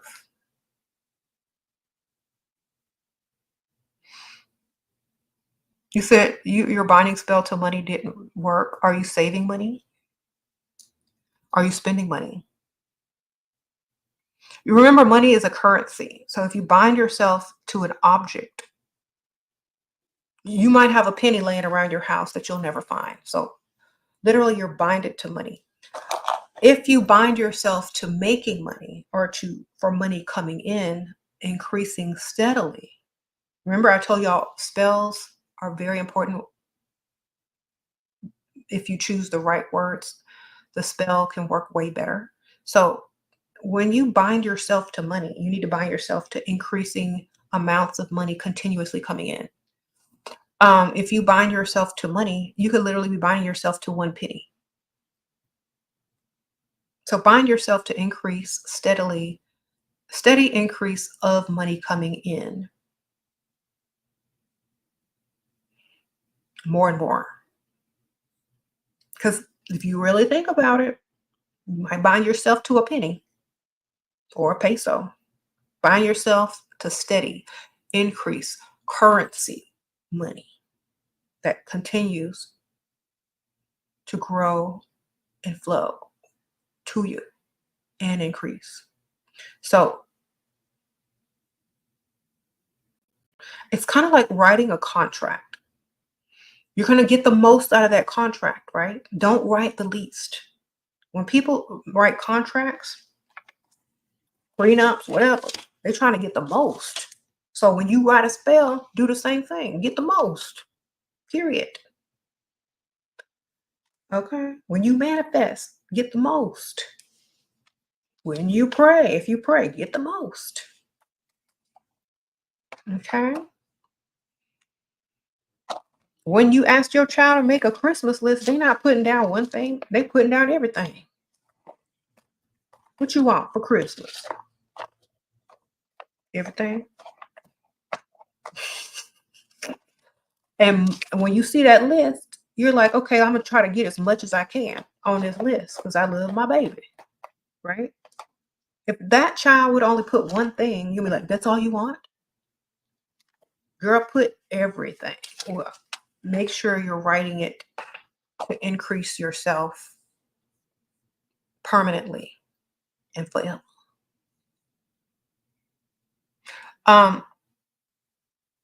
That's why what happens is when you have a limited belief system, whatever that may be, you also have a limited thinking and how to, manifest or do spell work. So everything goes together. So the less limiting beliefs that you have, the better you are able to do spell work and manifest. So get rid of limiting beliefs, get rid of fear, get rid of limiting beliefs, get rid of self-doubt, and you will be a better practitioner of whatever it is you're doing. What does it mean to bind your enemies? It means that you're thinking too hard. Now, I'm going to explain that. I don't have any enemies because I practice alchemy. Alchemy transmutes any energy that is negative into positive energy. So remember limited thinking, what I was trying to talk about earlier a second ago. Limited thinking. If you're going to name someone, if you're going to name something an enemy, that means it's a constant enemy and it's always against you. If you're going to name something transmuted energy into something that's beneficial to you, they are no longer enemies, but they are free energy and free profit. So rename them. Rename them. And you don't have to bind them. You can literally transmute and gain from them. See, there's a difference. You can think about jail. Think about prison. You can lock someone up and have taxpayers pay for their food, their shelter, and all that kind of stuff.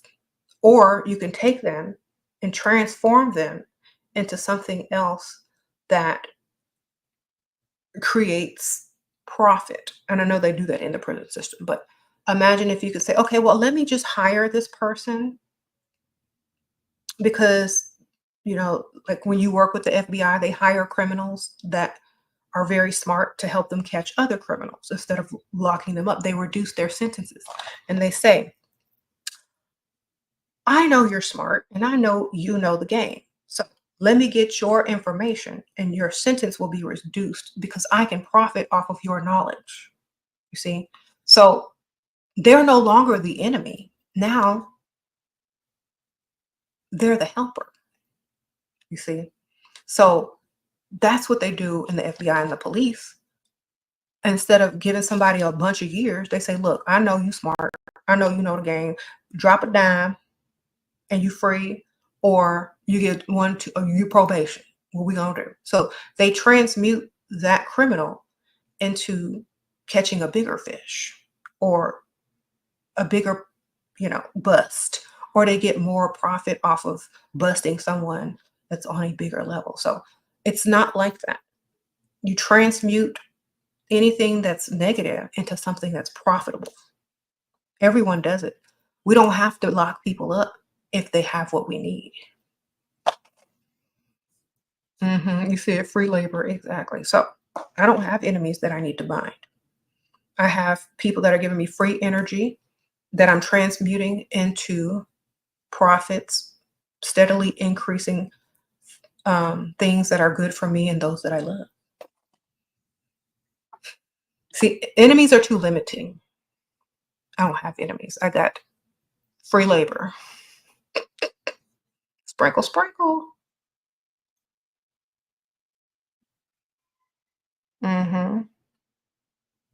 So whenever you start to think about things in a negative way, remember transmutation is your best friend. Anything that's negative against you turns into money, turns into whatever you want it to turn into.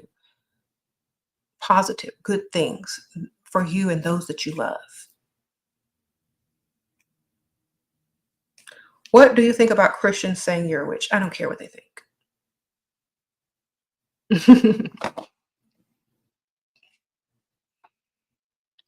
As long as they keep bringing me more subscribers and advertising my name for free. That's all that I'm worried about. Okay. As long as they keep bringing new subscribers and promoting me for free, I'm good. You got my book, girl? Thank you. Sprinkle, sprinkle. How do you remove a binding card or a spirit attached to you? Take a spiritual bath.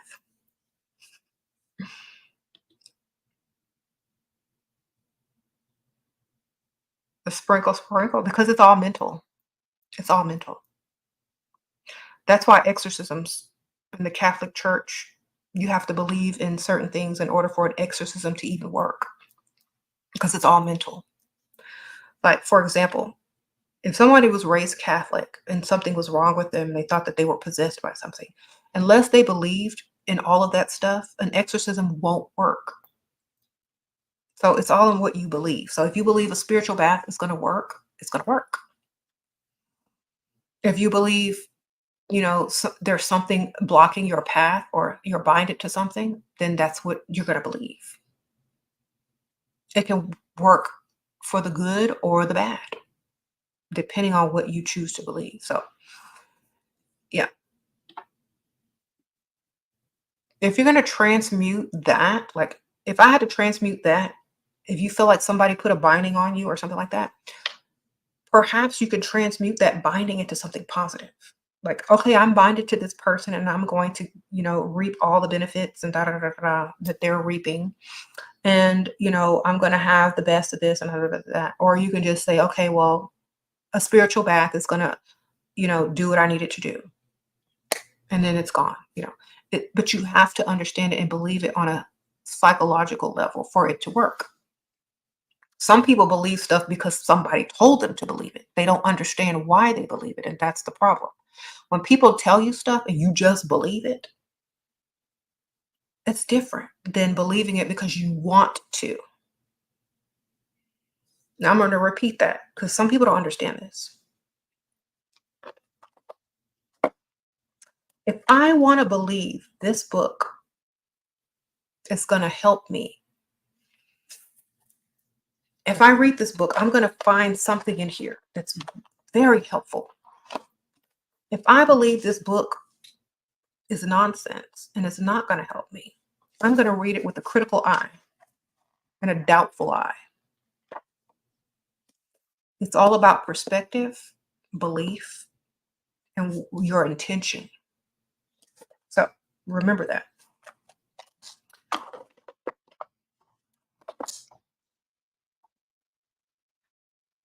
Okay, Sid, this life is a neutral playing field. You can make anything you want. Exactly.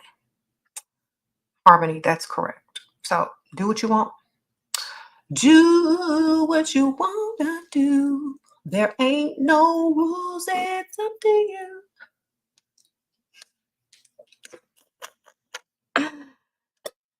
Okay.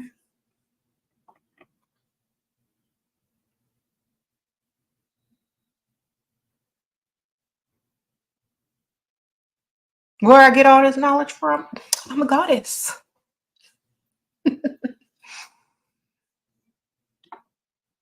Hmm.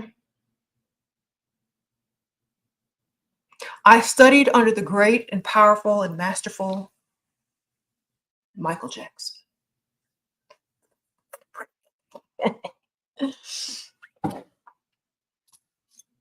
Okay. The greatest of all time.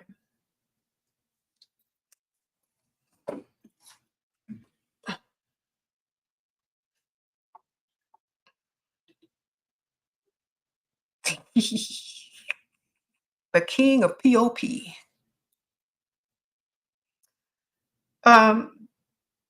Yes, I got this tattoo. My husband paid for this tattoo on my 33rd birthday. It's Michael Jackson's eyes from the Dangerous album cover. Um, Girl, I didn't get a tattoo till my 30s. Yes, it was a birthday gift. Thank you. What's my favorite quote from Michael Jackson? I don't think it's an original Michael Jackson quote, but a lot of the things that he said, my favorite quote that he repeated quite often was study the masters and become greater.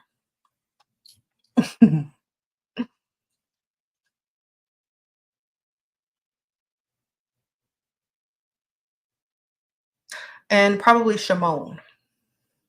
Shimon.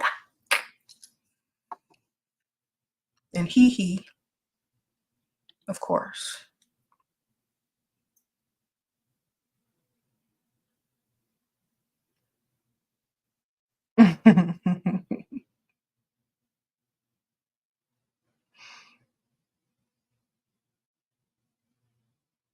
Yes.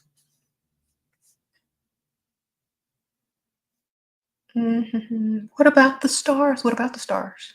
Big balls of plasma, baby. That's why on The Lion King, when Simba had to look up at the stars and see his ancestors of the plasma, the lions, he's literally just looking at the fourth state of matter far away, the plasma.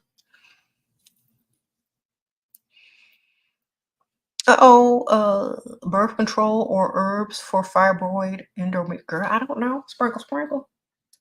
Whatever works the best for you and has the least side effects. Like, I don't have that problem, thankfully, and I'm sorry that you do, Evelyn. But whatever has the least amount of side effects, that's the most effective.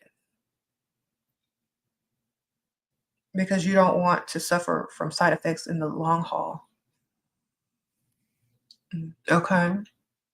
Or maybe you can mix and mingle it. Like, try one, see which one works best for you. Try them both, see which one works best. Okay. I gotta go in a few minutes, y'all. But this was interesting. The Oudh of SHERA. Yes. Y'all go. It's on the first link in my description bar. They have all different types of ouds. Y'all can just choose which one you want. They have. I mentioned some in the description and in the beginning of this video. Definitely visit their Etsy store. How do I release having a Jezebel spirit? You embrace it, darling. Sprinkle, sprinkle. You embrace it if it's beneficial to you. If it's not beneficial, then you release it. See, so definitely understand, is it useful or not? Sprinkle, sprinkle. So depending on if you can use that energy or not, is whether you want to release the attributes that's causing you to act like a quote unquote Jezebel, or you maintain it if it's bringing you exactly what you want in life. So I tend to think that whatever works best for you, continue. Uh-oh, Brianna, sprinkle, sprinkle. Blood work for things other than love spells. Whatever other spells you want. Binding spells. It just puts your frequency on the spell to make it vibrate higher. So whatever. Anything. But it's your frequency at that moment. So be careful what you're feeling and thinking when you use it.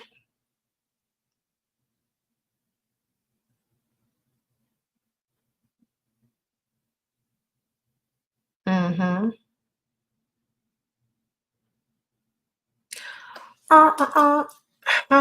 Yeah. So make sure your frequency is wherever you need it to be when you use that, because that's where it's going to be at.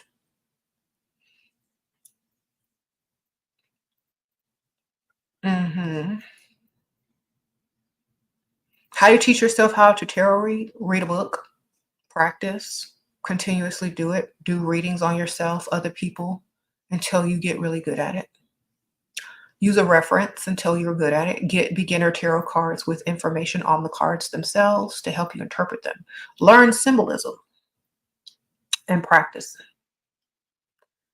Uh-oh, XI. Thank you for the super sticker. I appreciate it.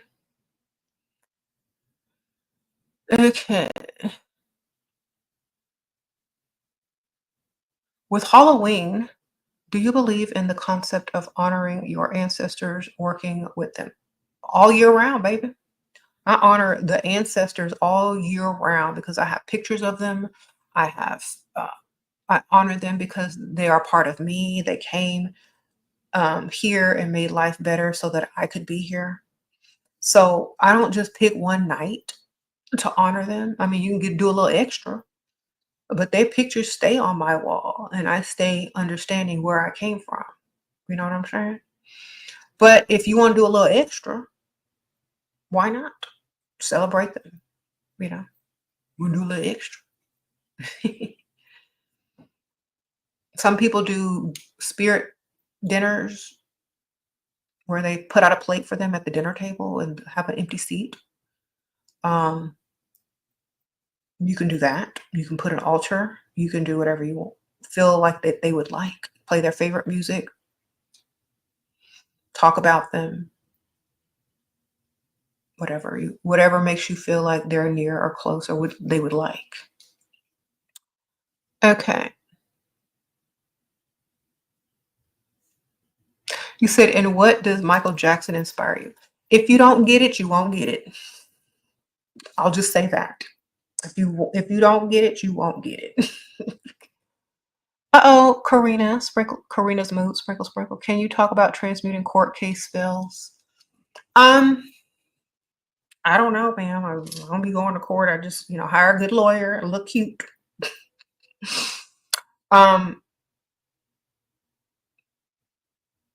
I would say a lot of times judges, if they make a lot of money, some of them may be a little bit into the occult. So if you could wear something that triggers them, they may give you a lesser sentence. Sprinkle, sprinkle. Or, I think I got off a lot because I was a Pisces, like speeding tickets or whatever. So I don't know, ma'am. You got to do your research. I mean, you could do a spell, you could do a candle, you could manifest all you want, but I think some judges are literally triggered by the occult. So maybe if you wear some occult things, like some occult jewelry, some something, some crystals, some oud oil, some crystals, some incense smell. You never know. Sprinkle, sprinkle. Someone says, wear light blue clothing to denote innocence.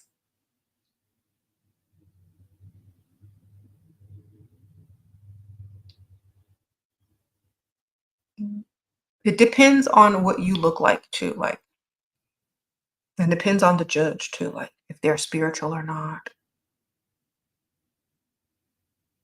Don't come in there looking like somebody that they're not going to relate to. So I would definitely come in there looking spiritual. Go to the courtroom looking super spiritual. Trigger them that way. Oh, Barbara, sprinkle, sprinkle, girl, get you a head wrap. Go in there looking like Erykah Badu. All right. That's the best thing I could tell you.